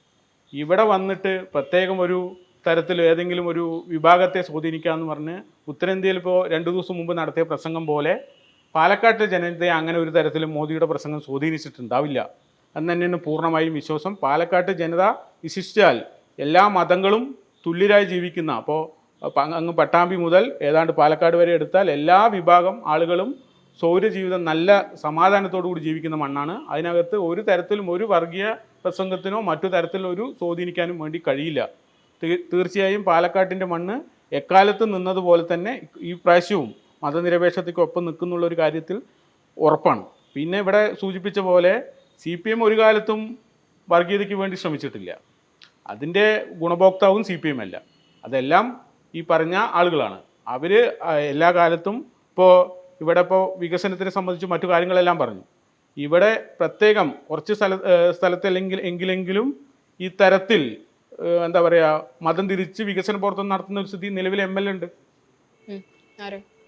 അല്ല, നിലവിലുള്ള മണ്ഡലത്തിലെ വികസന പ്രവർത്തനം പൂർണ്ണമായും ഇങ്ങനെ എല്ലാ വിഭാഗത്തിനും ഒരുപോലെയാണെന്നൊന്നും നമുക്ക് പറയാൻ വേണ്ടി കഴിയില്ല. അദ്ദേഹത്തിന് പ്രത്യേകം താല്പര്യമുണ്ട് MLA-ക്ക്. ഷാഫി പറമ്പിൽ MLA-ക്ക് അങ്ങനെ ഇപ്പോൾ വടകരയിൽ പോകുന്നതിന് മുമ്പുണ്ടാക്കിയ കാര്യങ്ങളൊക്കെ നിങ്ങൾക്ക് അറിയാലോ. ഇപ്പോൾ പാണക്കാട് തങ്ങളുടെ അതിനൊന്നും മറിച്ച് പറയുന്നില്ല. പക്ഷേ അവിടെ ഉണ്ടാക്കിയ 3 പൊതുയോഗത്തിൽ പ്രസംഗം, അതിനുശേഷം വികാര നിർമ്മലനായിട്ടുള്ള 2-3 വാർത്താ സമ്മേളനം എല്ലാം നടത്തിയത് ഒരു പ്രത്യേക വിഭാഗത്തെ സ്വാധീനിക്കാൻ വേണ്ടിയിട്ടാണ്. ഞങ്ങളെന്തായാലും പാലക്കാടും ചെയ്തിട്ടില്ല, വടകരയിലും ചെയ്തിട്ടില്ല. 2 മണ്ഡലത്തിലും ഞങ്ങൾക്ക് ഞങ്ങളുടെ വോട്ട് ബേസ് നന്നായിട്ടുണ്ട്. ഞങ്ങളത് മറികടന്ന് അവിടെ 2 മണ്ഡലത്തിലും വിജയിക്കുന്നുള്ള കാര്യത്തിൽ യാതൊരു തർക്കവുമില്ല. മറ്റു കാര്യങ്ങളെല്ലാം നമുക്ക് തെരഞ്ഞെടുപ്പ് കഴിഞ്ഞ് റിസൾട്ടിനോടുകൂടി നമുക്ക് കാണാം. അത് ഇപ്പോൾ മോദി ഗ്യാരണ്ടി വില പോയില്ല എന്ന് പറയുന്നു. അതോടൊപ്പം ഇപ്പോൾ കോൺഗ്രസിന്റെ നേതാവ് പറയുന്നത് ഷാഫി ഒരു തരത്തിലും ന്യൂനപക്ഷങ്ങൾക്ക് വേണ്ടി മാത്രമായിട്ടൊന്നും ചെയ്തിട്ടില്ല എന്ന് പറയുന്നു. അതോടൊപ്പം ഈ രാഹുൽ ഗാന്ധി എഫക്റ്റ് ഉണ്ടല്ലോ, ഇതൊക്കെ വെച്ച് നോക്കുമ്പോൾ എങ്ങനെയാണ് തോന്നുന്നത്? രാഹുൽ ഗാന്ധിയും ഷാഫിയും ഒക്കെ വെച്ച് നോക്കുമ്പോൾ കോൺഗ്രസ് വലിയ തമാശയാണ് രാഹുൽ ഗാന്ധി എഫക്റ്റ്. കേരളത്തിൽ മാത്രം ചെലവാകുന്ന ഒരു പരിപ്പാണ് അത്. 2019 അതിൻ്റെ എക്സ്പയറി ഡേറ്റ് കഴിഞ്ഞു. കാരണം 2019 കേരളത്തിലെ മീഡിയാസ് മൊത്തം ഒന്നടങ്കം നരേന്ദ്രമോദി വീഴാൻ പോകുന്നു, രാഹുൽ ഗാന്ധി പ്രധാനമന്ത്രിയാകും എന്ന രീതിയിൽ പ്രചണ്ഡമായിട്ടുള്ള പ്രചരണം നടത്തി വലിയ രീതിയിലുള്ള ഒരു മൈനോറിറ്റി കൺസോൾട്ടേഷനൊക്കെ ഉണ്ടാക്കിയിട്ടാണ് അവർ 19 സീറ്റ് കൊണ്ടുപോയത്. അത് പൊള്ളയാണെന്ന് കേരളത്തിലെ ജനങ്ങളും തിരിച്ചറിഞ്ഞിട്ടുണ്ട്. രാഹുൽ ഗാന്ധി അത്രയും വലിയൊരു ബ്രാൻഡായിരുന്നു, ഒരു ഐക്കണായിരുന്നുവെങ്കിൽ എന്തിന് ഇത്ര വടക്കേന്ത്യൻ സംസ്ഥാനങ്ങളൊക്കെ വിട്ടിട്ട് വയനാട്ടിലേക്ക് ചേക്കേറിയത്? കേരളത്തിൽ എത്ര മണ്ഡലങ്ങളുണ്ട്? അല്ല വയനാട് തന്നെ തിരഞ്ഞെടുക്കാനുള്ള കാരണം എന്താണ്? അത്രയും ആത്മവിശ്വാസം കുറഞ്ഞത് കൊണ്ടാണ് രാഹുൽ ഗാന്ധി വന്നത്. വീണ്ടും ഉത്തരേന്ത്യയിൽ UP-യിൽ പോയി റായ്ബറേലിയിൽ നോമിനേഷൻ കൊടുക്കുമെന്ന് കേരളത്തിൽ പോളിംഗ് കഴിയുന്നവരെ തുറന്നു പറയാനുള്ള ഒരു ആർജവും പോലും രാഹുൽ ഗാന്ധിക്ക് ഉണ്ടായിരുന്നില്ല. ഇന്ന് ഇന്ത്യൻ രാഷ്ട്രീയവും കേരളത്തിലും ചർച്ച ചെയ്തത് മോഡിയുടെ ഗ്യാരണ്ടി തന്നെയാണ്. മോഡിയുടെ ഗ്യാരണ്ടി വെറും വാക്കായിരുന്നില്ല. കഴിഞ്ഞ 10 വർഷമായി നരേന്ദ്രമോദി സർക്കാർ, NDA സർക്കാർ ഈ രാജ്യത്ത് നടപ്പിലാക്കിയ വികസന പ്രവർത്തനങ്ങളുടെ, ജനക്ഷേമ പ്രവർത്തനങ്ങളുടെ ട്രാക്ക് റെക്കോർഡ് മാത്രം പറഞ്ഞുകൊണ്ടാണ് ഞങ്ങൾ ഈ തെരഞ്ഞെടുപ്പിനെ നേരിട്ടത്. BJP കൃത്യമായി വോട്ട് പിടിക്കുന്നുണ്ടെങ്കിലും എന്തിട്ടായിരിക്കും വിജയിക്കാൻ പറ്റാത്ത? ഇപ്പോൾ ലോക്കൽ ഇലക്ഷനിലൊക്കെ ജയിക്കാൻ പറ്റിയിട്ടുണ്ട്, മുനിസിപ്പാലിറ്റി ഒക്കെ ജയിക്കാൻ പറ്റിയിട്ടുണ്ട്. പക്ഷെ എന്തുകൊണ്ടായിരിക്കും ഒരു വലിയൊരു തെരഞ്ഞെടുപ്പ് വരുമ്പോൾ ഇപ്പൊ നിയമസഭ കേരളത്തിൽ ശക്തമായ 2 മുന്നണികളാണ് കഴിഞ്ഞ കുറേ ദശാബ്ദങ്ങളായി കേരളത്തിന് രാഷ്ട്രീയം നിയന്ത്രിക്കുന്നത്. BJP ജയിക്കും എന്ന് അവസരം വരുമ്പോൾ ഒരു കൃത്യമായ ക്രോസ് വോട്ടിംഗ് നടക്കുക, അത് പരസ്യമായി പ്രഖ്യാപിച്ചിട്ടാണ് നടത്തുന്നത്. കഴിഞ്ഞ നിയമസഭാ തെരഞ്ഞെടുപ്പിൽ നമ്മൾ കണ്ടതാണ്. BJPയുടെ അക്കൗണ്ട് പൂട്ടിക്കുമെന്ന് മുഖ്യമന്ത്രി പറയുന്നു. അതുപോലെ നേമത്തും മറ്റു മണ്ഡലം പാലക്കാടൊക്കെ ക്രോസ് വോട്ടിംഗ് നടക്കുന്നു. പല ഭാഗത്തും ആത്മഹത്യപരമായിട്ടുള്ള സമീപനങ്ങൾ എടുത്തുകൊണ്ടാണ് CPM പോകുന്നത്. 3-ാം സ്ഥാനത്തേക്ക് പോയിക്കൊണ്ടാണ് അവർ വിജയിപ്പിക്കുന്നത്. നേമത്ത് മുരളീധരൻ 3-ാം സ്ഥാനത്ത് പോയി, പാലക്കാട് CPM 3-ാം സ്ഥാനത്ത് പോയി. ഇത് ഇവർ തമ്മിലുള്ള ഒരു പരസ്പര സഹകരണ മുന്നണികളാണ്. ഇന്ത്യ മുന്നണിയുടെ പരീക്ഷണം കേരളത്തിൽ എന്നോ തുടങ്ങിക്കഴിഞ്ഞു. BJP ഒരു രീതിയിലും വളരാൻ വിടാതിരിക്കുക എന്നാണ് ഇപ്പോൾ ഞങ്ങളുടെ സ്ട്രാറ്റജി. അതും അതിജീവിച്ചുകൊണ്ട് ആകെ പോൾ ചെയ്യുന്ന 50% വോട്ടുകൾ നേടിക്കൊണ്ട് എല്ലാ രാഷ്ട്രീയ പാർട്ടികളും എതിരെ നിന്നാലും BJP ജയിക്കാനുള്ള ഒരു സ്വന്തം കാലിൽ നിന്ന് ജയിക്കാനുള്ള ഒരു ശേഷി ഉണ്ടാക്കുക എന്നതാണ് ഞങ്ങളുടെ ലക്ഷ്യം. അതിനുവേണ്ടി ഞങ്ങൾ വിവിധ ജനവിഭാഗങ്ങൾ ഞങ്ങളിലേക്ക് ആകർഷിക്കാനുള്ള ഔട്ട്റീച്ച് പ്രോഗ്രാമുകൾ ഇഷ്ടംപോലെ നടത്തുന്നുണ്ട്. ഇപ്പോൾ കേരളത്തിൽ തന്നെ മൈനോറിറ്റി വോട്ടുകൾ, ഇത്തവണ ക്രിസ്ത്യൻ മൈനോറിറ്റി വോട്ട് വലിയ പിന്തുണ BJPക്ക് ആർജിക്കാൻ കഴിഞ്ഞിട്ടുണ്ട്. അത് തെരഞ്ഞെടുപ്പ് ഫലം വരുമ്പോൾ വോട്ടിംഗ് പാറ്റേൺ കണ്ടു കഴിഞ്ഞാൽ മനസ്സിലാവും. തൃശ്ശൂരും പത്തനംതിട്ടയും ഉൾപ്പെടെയുള്ള ക്രിസ്ത്യൻ സ്വാധീനമുള്ള ന്യൂനപക്ഷ മേഖലയിൽ BJPക്ക് ഗണ്യമായിട്ടുള്ള ഒരു മുന്നേറ്റം നടത്തുവാൻ വേണ്ടി സാധിക്കും. BJP ഓരോ ദിവസവും BJPക്കുള്ള ജനപിന്തുണ വർദ്ധിപ്പിച്ചുകൊണ്ടിരിക്കുകയാണ്. അതെന്തായാലും അടുത്ത നിയമസഭാ തെരഞ്ഞെടുപ്പോടുകൂടി അതിൻ്റെ വ്യക്തമായിട്ടുള്ള ഒരു രൂപം, കേരളത്തിലെ ഒരു ഭരണ പങ്കാളിത്തമുള്ള ഒരു മുന്നണിയെ നയിക്കുന്ന പാർട്ടിയെ BJP മാറും. ശുഭാപ്തി വിശ്വാസത്തിലാണ് ഞങ്ങളുള്ളത്. ഇതിപ്പോ മൊത്തത്തിൽ രാഹുൽ ഗാന്ധി എഫക്റ്റ് ഒന്നും അല്ല എന്നാണ് ഇരു വിഭാഗവും പറയുന്നത്. എന്താണ് തോന്നുന്നത്? കാരണം മൊത്തത്തിൽ ഇപ്പോൾ ഒരു രാഹുൽ ഗാന്ധിയുടെ ഭാരത് ജോഡോ യാത്രയൊക്കെ ചർച്ചയായിക്കൊണ്ടിരിക്കുന്ന ഒരു സമയം കൂടിയാണ്. രാഹുൽ ഗാന്ധി വളരെ സാധാരണക്കാരനെ പോലെ പെരുമാറുമെന്നും സോഷ്യൽ മീഡിയ അടക്കം പറയുന്ന ഒരു കാര്യം. അപ്പോൾ മൊത്തത്തിൽ നോക്കുമ്പോൾ ഒരു രാഹുൽ ഗാന്ധി എഫക്റ്റ് ഇല്ലേ? രാഹുൽ ഗാന്ധി എഫക്റ്റ് അദ്ദേഹം പറഞ്ഞ മാതിരി തന്നെ കഴിഞ്ഞ ഇലക്ഷനിൽ കൂടുതലും സൗത്ത് ഇന്ത്യ ബേസ്ഡ് ആയിട്ടുള്ള ഒരു എഫക്റ്റ് ആയിരുന്നു എന്നുണ്ടെങ്കിലും ഈ വർഷം പാൻ ഇന്ത്യ എഫക്റ്റായിട്ട് മാറിയിരിക്കുകയാണെന്നാണ് കാര്യങ്ങൾ സൂചിപ്പിക്കുന്നത്. അത് ഏറ്റവും വലിയ തെളിവ് അദ്ദേഹം പങ്കെടുക്കുന്ന റാലികളിൽ വരുന്ന ജനക്കൂട്ടം, അതുപോലെ തന്നെ സോഷ്യൽ മീഡിയയിൽ, അതായത് യൂട്യൂബ് ആയാലും ഇൻസ്റ്റ ആയാലും ഇതിലായാലും, ഈവൻ വളരെ വലിയ സോഷ്യൽ മീഡിയയിൽ മുന്നിൽ നിൽക്കുന്ന ഒരു BJPയുടെയോ അല്ല നരേന്ദ്രമോദിയുടെയോ ഹാൻഡിലിൻ്റെ 6 ഇരട്ടിയാണ് ആളുകൾ വ്യൂ ചെയ്യുന്നത്. ഇതെല്ലാം രാഹുൽ ഗാന്ധി എഫക്റ്റാണ്. അദ്ദേഹം ജയിക്കുന്നത് വരെ ഇവർ പരിഹസിച്ചുകൊണ്ടേയിരിക്കും. ഈ പരിഹസിക്കുന്നത് പോലെ ഒരു പേടി, ഇപ്പോൾ ഒന്നും ഇല്ലാത്ത ആളെ പരിഹസിക്കില്ലല്ലോ. പരിഹസിക്കുന്ന തന്നെ ഒരു പേടിയുടെ ഒരു ലക്ഷണമാണെന്നേ ഞാൻ കണ്ടിട്ടുള്ളൂ. ഒരു ദിവസം അദ്ദേഹം വിജയിക്കുന്ന ദിവസം രാജ്യത്തിനും അത് ഗുണമുണ്ടാവും എന്നുള്ളതാണ് എൻ്റെ നല്ല വിശ്വാസമുള്ളൊരു കാര്യമാണ്. പിന്നെ ഇവിടെ കേരളത്തിൽ എന്തായാലും മോഡിയുടെ ഗ്യാരണ്ടി വിലപ്പോവില്ല. കുറച്ചും കൂടി വിദ്യാഭ്യാസവും ഇതും ഉള്ള ആളുകൾ കൂടുതലുള്ള സ്ഥലമാണ്. അത്ര എളുപ്പം അങ്ങനെ കാര്യങ്ങളൊന്നും പറഞ്ഞ് പറ്റിക്കാൻ പറ്റില്ല എന്നുള്ളതാണ് എൻ്റെ വിശ്വാസം. അതെ, രാഹുൽ ഗാന്ധിയുടെ സോഷ്യൽ മീഡിയ അക്കൗണ്ടുകൾക്ക് ഇപ്പോൾ പാകിസ്ഥാനിലും ചൈനയിലും തായ്ലാൻഡിലൊക്കെ ഫോളോവേഴ്സ് ഉണ്ട്. അതുകൊണ്ട് കുറച്ച് വർധനമൊക്കെ ഉണ്ടായിട്ടുണ്ട് തോന്നുന്നു. ഇങ്ങനെ പറഞ്ഞുകൊണ്ടാണ് ഇവര് നടക്കുക. ഇങ്ങനെ പല കാര്യങ്ങളും പറയും, ഒന്നിനും തെളിവൊന്നും ഉണ്ടാവില്ല. അതാണ് ഒന്നിനും തെളിവ് അനുകൂലിച്ചിട്ടാണ് പോസ്റ്റ് ചെയ്യുന്നത്. ചൈനയായിട്ട് രഹസ്യ ചർച്ച നടത്തുന്നത്, വെക്കേഷൻ ആഘോഷിക്കാൻ തായ്ലാൻഡിൽ പോകണം. അപ്പോൾ അവിടെയൊക്കെ ഫോളോവേഴ്സ് ഉണ്ടല്ലോ. അപ്പോൾ അതിൻ്റെയൊക്കെ മാറ്റം ചിലപ്പോൾ ഉണ്ടാവും. ഇന്ത്യനേക്കാളും ജനസംഖ്യയുള്ള ഒരു രാജ്യമാണല്ലോ ചൈന. അതിൻ്റെ പിന്തുണയൊക്കെ കിട്ടുന്നുണ്ടാവില്ല. മൊത്തത്തിൽ ദേശീയ രാഷ്ട്രീയം വെച്ച് നോക്കുമ്പോൾ ഇങ്ങനെയാണ് മോദി എഫക്റ്റ് ഉണ്ടാവും എന്നാണ് മൊത്തത്തിൽ BJP പറയുന്നത്. എന്നാൽ ഇന്ത്യ മുന്നണിക്കായിരിക്കും സാധ്യത അധികം എന്ന് വിശ്വസിക്കുന്നുണ്ട്. എങ്ങനെയായിരിക്കും? എന്ത് പറഞ്ഞാലും ഇപ്പോൾ സുഹൃത്ത് ഇവിടെ സൂചിപ്പിച്ചു, രാജ്യത്താകെ മോഡി എഫക്റ്റ് ആണെന്ന് പറഞ്ഞാൽ ഇപ്പോൾ തെരഞ്ഞെടുപ്പിൽ BJP എടുത്ത സ്ട്രാറ്റജി എടുത്ത് പരിശോധിച്ചാൽ മതി. ആദ്യഘട്ടത്തിൽ എടുത്തതല്ല രണ്ടാം ഘട്ട തെരഞ്ഞെടുപ്പിൽ BJP പോയത്. മൂന്നാം ഘട്ടം ആകുമ്പോഴേക്ക് കുറച്ചും കൂടി മാറി. നരേന്ദ്രമോദിക്ക് തന്നെ നേരിട്ട് പറയേണ്ടി വന്നു അതിൻ്റെ ലീഡർഷിപ്പിനോട് ശക്തമായ വർഗീയ രൂപത്തിലുള്ള പ്രചരണം നടത്തണം എന്ന രൂപത്തിൽ. ഞാനിപ്പോൾ അത് ഇപ്പോൾ ഇവിടെ പറഞ്ഞ പോലെ റെക്കോർഡ് തെളിവുകളിൻ്റെ ഇല്ലാത്തതുകൊണ്ട് ഞാൻ പൂർണ്ണമായും അതുകൊണ്ട് ഈ പറയും. മോദി നടത്തിയ പ്രസംഗങ്ങളൊക്കെ നെഗറ്റീവായി വരുന്നതാണ്.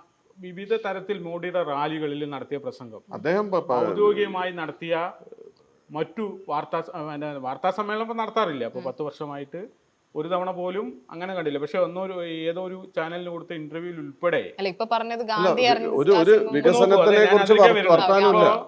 ഒരു കാര്യം, ഒരു വികസനത്തിനെ കുറിച്ച് മിണ്ടിയിട്ടേ ഇല്ല ഈ മൊത്തം ഇലക്ഷനിൽ. നമ്മൾ 2 ദിവസം മുമ്പ് രാജ്യത്തിന്റെ പ്രധാനമന്ത്രി പറയാണ്, ഗാന്ധിജിയെക്കുറിച്ച് എനിക്ക് കൂടുതൽ അറിയാൻ കഴിഞ്ഞത് ഗാന്ധിജിയുടെ സിനിമയിലൂടെയാണ്. നരേന്ദ്രമോദി ജനിക്കാത്ത മുമ്പ് 5 തവണ നോബൽ സമ്മാനത്തിന് നോമിനേറ്റ് ചെയ്ത ആളാണ് മഹാത്മാഗാന്ധി, അല്ലേ? നമ്മുടെ രാജ്യത്തിൻ്റെ പിതാവാണ്.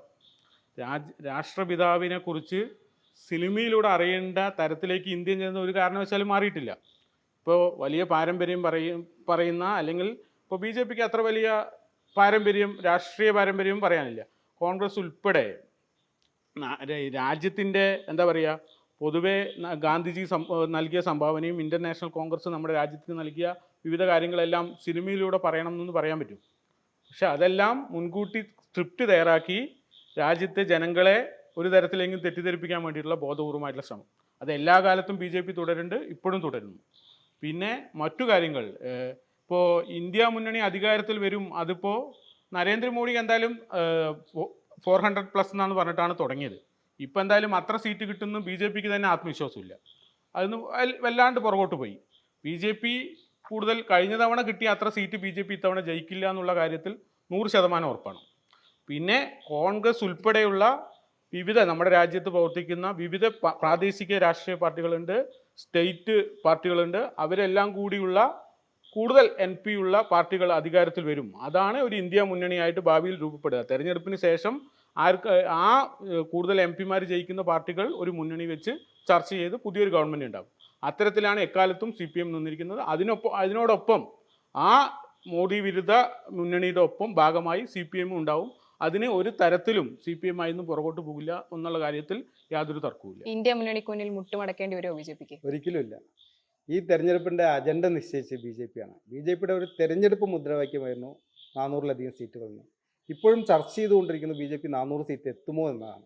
ഞങ്ങൾ ഒരിക്കലും അധികാരത്തിൽ വരില്ല എന്ന് ആരും പറയുന്നില്ല, ഒരു മാധ്യമങ്ങളും പറയുന്നില്ല, പ്രതിപക്ഷ പാർട്ടികളും ഒന്നും പറയുന്നില്ല. 400 സീറ്റ് എത്തുമോ, അത്രയ്ക്ക് എത്തില്ല എന്നാണ് ഇപ്പോൾ വരെ പറഞ്ഞത്. ഈ തെരഞ്ഞെടുപ്പിൽ ഒരു അജണ്ട നിശ്ചയിച്ച് മുന്നോട്ട് പോയി. ഞങ്ങൾ ആർട്ടിക്കിൾ 370 എടുത്തു കളയുമെന്നത് BJPയുടെ പ്രഖ്യാപിത നിലപാടായിരുന്നു. BJP രൂപം കൊണ്ട കാലം മുതൽ ഞങ്ങളുടെ അജണ്ടയിലുള്ളതാണ്, ഞങ്ങൾ പ്രകടന പത്രികയിൽ പറഞ്ഞിട്ടുള്ളതാണ്. അതൊരു മാജിക് നമ്പറാണ്. ആ ഒരു മാജിക് നമ്പർ BJP ഒറ്റയ്ക്ക് നേടണം. അതാണ് 370 സീറ്റ് BJPക്കും സഖ്യകക്ഷികളെല്ലാവരും കൂടി 400 സീറ്റുകൾ. അതൊരു മുദ്രാവാക്യം യാഥാർത്ഥ്യമാകുന്ന ഒരു കാഴ്ചയാണ് നമ്മൾ ഇന്ന് ഇന്ത്യൻ രാഷ്ട്രീയത്തിൽ കണ്ടുകൊണ്ടിരിക്കുന്നത്. ഇതിൽ CPM-ൻ്റെ ഒക്കെ ഒരു അഭിപ്രായം പറയുമ്പോൾ ഈ പൊന്നുരുക്കുന്നിടത്ത് പൂച്ചയ്ക്ക് എന്ത് കാര്യം പറയുന്ന പോലെയാണ് ലോക്സഭാ തെരഞ്ഞെടുപ്പിൽ CPM എന്ന അഭിപ്രായം പറയുന്നത്. കഴിഞ്ഞ തെരഞ്ഞെടുപ്പിൽ ഒരു തരി അവശേഷിച്ചു. ഈ തെരഞ്ഞെടുപ്പിൽ എത്രയുണ്ടാകുന്നത് നമുക്ക് റിസൾട്ട് വരുമ്പോൾ കാണാൻ പറ്റും. CPM-ന് വലിയ പ്രാധാന്യമൊന്നുമില്ല. ഇടതില്ലെങ്കിൽ ഇന്ത്യ ഇല്ല എന്നല്ലേ പറയുന്നത്? അത് കാണാലോ. ഇന്ത്യ ഉണ്ടാവും, ഇടതുണ്ടാവുമോ എന്നത് ജൂൺ 4-ന് ശേഷം നമുക്ക് കാണാം.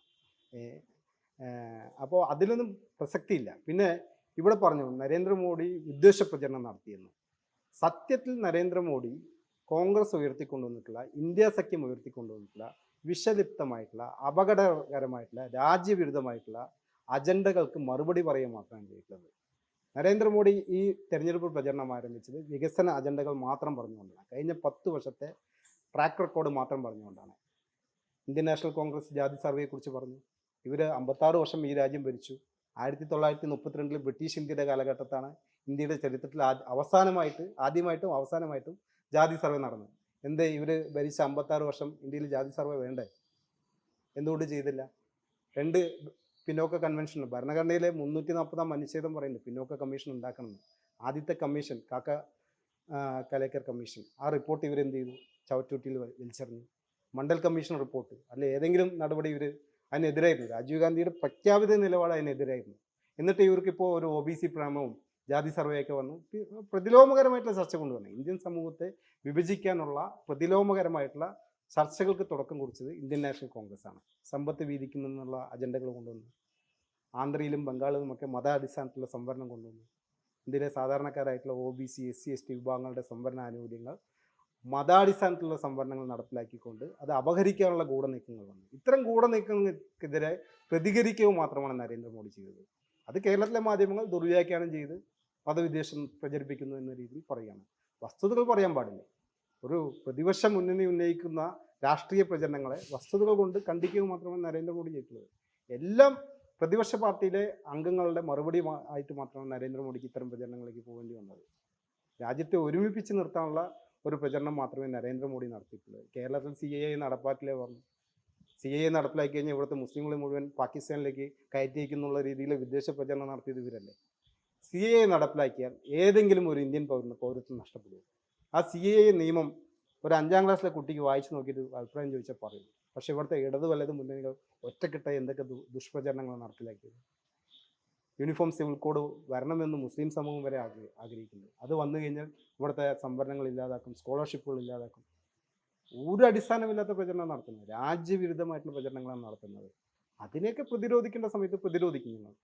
അതിൽ ഞങ്ങൾക്ക് വ്യക്തമായ കാഴ്ചപ്പാടുണ്ട്, രാഷ്ട്രീയ അജണ്ടയുണ്ട്. മോദി കൃത്യമായി കോൺഗ്രസിന് മറുപടി നൽകിയിട്ടുണ്ടെന്നാണ് പറയുന്നത് ഓരോ തവണയും. അങ്ങനെ മറുപടി ലഭിച്ചോ കോൺഗ്രസിന്? നമ്മൾ മുന്നോട്ട് വെക്കുന്ന രാഷ്ട്രീയത്തിനുള്ള മറുപടിയായിട്ടല്ല ഇത് കാണുന്നത്. ഈ മോഡി പറഞ്ഞിരിക്കുന്ന ഓരോ കാര്യങ്ങൾ, ഓരോ ഫേസിൽ പറഞ്ഞു വന്നിരിക്കുന്ന കാര്യങ്ങൾ നിങ്ങൾ ശ്രദ്ധിച്ചു കഴിഞ്ഞാൽ മനസ്സിലാവും. അവർ ഈ പ്രാവശ്യവും ഭരണത്തിൽ തിരിച്ചു വരാൻ സാധ്യതയില്ല എന്നുള്ള തോന്നൽ, ഇല്ലെങ്കിൽ ഒരു പേടി വന്നതുകൊണ്ട് വീണ്ടും വർഗീയത കുത്തിപ്പൊക്കാനുള്ള ഒരു ശ്രമമാണ് നടന്നത്. അയോധ്യ മന്ദിർ അതൊക്കെ കൊണ്ടുവന്നുകൊണ്ട് ഓട്ടോമാറ്റിക്കലി സപ്പോർട്ട് വരും എന്നുള്ളൊരു പ്രതീക്ഷ ഉണ്ടായിരുന്നു. പക്ഷെ അതൊന്നും തന്നെ ഗ്രൗണ്ട് ലെവലിലില്ല. കാരണം അതിനേക്കാട്ടിലും ബുദ്ധിമുട്ടുകളാണ് ജനങ്ങൾ അനുഭവിച്ചുകൊണ്ടിരിക്കുന്നത്. അപ്പോൾ എന്താണെന്ന് വെച്ചാൽ വേറെ വഴിയില്ല. രാഷ്ട്രീയത്തിൽ അവർക്ക് വർഗീയത കുത്തിപ്പൊക്കിയാൽ മാത്രമേ അവർക്ക് സർവൈവൽ ഉള്ളൂ എന്നുള്ളതാണ് സത്യം. ഇല്ലാണ്ട് കോൺഗ്രസ് വെച്ചതിനുള്ള മറുപടി ഒന്നും തന്നെ പറഞ്ഞിട്ടേ ഇല്ല. ഇൻഫാക്ട് കോൺഗ്രസ് വെച്ചതിലൊക്കെ നമ്മൾ ഈ പറഞ്ഞ എന്താണ് മുസ്ലിം ലീഗ് ഉണ്ടാക്കിയ പ്രചരണ പത്രികയാണെന്നാണ് അവർ ആരോപിച്ചത്, നരേന്ദ്രമോദി തന്നെ ആരോപിച്ചത്. അതിൽ എന്തെങ്കിലും ഒരു പോയിന്റെങ്കിലും അങ്ങനത്തെ ഉണ്ടോ എന്ന് ചോദിച്ചാൽ അതിനുള്ള മറുപടി ഇല്ല. അപ്പോൾ ഇത് വായിക്കാത്ത ആൾക്കാരെ തെറ്റിദ്ധരിപ്പിക്കാൻ വേണ്ടിയിട്ട് ഉപയോഗിക്കുന്ന ഒരു സംഭവം അല്ലാണ്ട് അതിൻ്റെ അപ്പുറം ഒന്നും നമ്മൾ കണ്ടിട്ടില്ല. പക്ഷേ ഇത് അധികം കാലം ഇത് വിലപ്പോവില്ല. 1-2 തവണ പറയുമ്പോഴൊക്കെ മനസ്സിലാവും. അപ്പോൾ ഇന്നത്തെ കാലത്ത് ആൾക്കാർ ഇത് കേട്ട് ബോറടിച്ചു തുടങ്ങി. അവരൊന്നും ഇനി ഇതൊക്കെ പറയുമ്പോൾ ഇത് വെറുതെ ഇലക്ഷൻ ജയിക്കാൻ വേണ്ടി പറയുകയാണെന്നുള്ളത്, ഈവൻ ഹിന്ദുക്കളുടെ ജീവിതം നിലവാരം വരെ കുറഞ്ഞിട്ടുണ്ട് എന്ന് ഞാൻ പറയുള്ളൂ. കാരണം എക്കണോമിക്കലി എല്ലാവരും ഇന്ത്യ ഒട്ടാകെ മോശമാവുകയാണ് ചെയ്തിരിക്കുന്നത്. ഇന്നലെ വായിച്ച IIT എന്ന് പറയുന്നത് എല്ലാവരും ഒരു വിദ്യാർത്ഥിയെ സംബന്ധിച്ച് ഒരു സ്വപ്ന ഓപ്പർച്യൂണിറ്റിയാണ്. അങ്ങനെയുള്ള ഇന്ത്യൻ IIT, ലോകപ്രസിദ്ധമായ ഇന്ത്യൻ IIT, ലോകത്തിലുള്ള പല CEO, CFOs ഇന്ത്യൻ IIT പഠിച്ചു പോയ ആളുകളാണ്. അങ്ങനത്തെ IIT വെറും 38% മാത്രമാണ് ഈ വർഷം പ്ലേസ്മെന്റ്. അതായത് 100 പേര് പഠിച്ച സ്ഥലത്ത് 62 പേര് ഇപ്പോഴും ജോലി ഇല്ലാണ്ടിരിക്കുകയാണ്. പോകുന്ന പല ആളുകളും 6 ലക്ഷം രൂപ ഒരു വർഷത്തിനുള്ള ജോലിക്കാണ് പോകുന്നത്. ഇതായിരുന്നില്ല നമ്മുടെ ഇന്ത്യ. അതെന്താന്ന് വെച്ചാൽ സർക്കാരിൻ്റെ ശ്രദ്ധ ജനങ്ങളിലല്ല, അവരുടെ ഭരണം പിടിച്ചു നിർത്തുക, അവരുടെ അജണ്ട നടപ്പാക്കുക, അതിൻ്റെ അപ്പുറം വേറൊന്നുമില്ല. അത് രാജ്യത്തിന് ഗുണം ചെയ്യില്ല. രാജ്യം എന്ന് പറയുന്നത് ഒരു വിഭാഗം ആളുകളല്ല, എല്ലാ ആളുകളും പെടും. അവരെ എല്ലാവരും ചേർത്തി പിടിച്ചുകൊണ്ട് ഉള്ള ഒരു സർക്കാരാണ് നമുക്ക് വേണ്ടത്. അത് തീർച്ചയായിട്ടും ഇന്ത്യ മുന്നണി അതിലേക്ക് എത്തുമെന്ന് തന്നെയാണ് ഞങ്ങളുടെ വിശ്വാസം. ഒരാഴ്ചക്കകം നമുക്ക് തീർച്ചയായിട്ടും മനസ്സിലാവുകയും ചെയ്യും. അപ്പോൾ നമുക്ക് നിർത്താം. പാലക്കാട് രാഷ്ട്രീയം, ഇന്ത്യൻ രാഷ്ട്രീയം, അതിൽ എത്രമാത്രം 3 മുന്നണികൾക്കുമുള്ള പങ്ക്, ഇവയെല്ലാം വിശദമായി തന്നെ സംസാരിച്ചിട്ടുണ്ട് എന്നാണ് കരുതുന്നത്. 3 പേർക്കും നന്ദി. Thank you.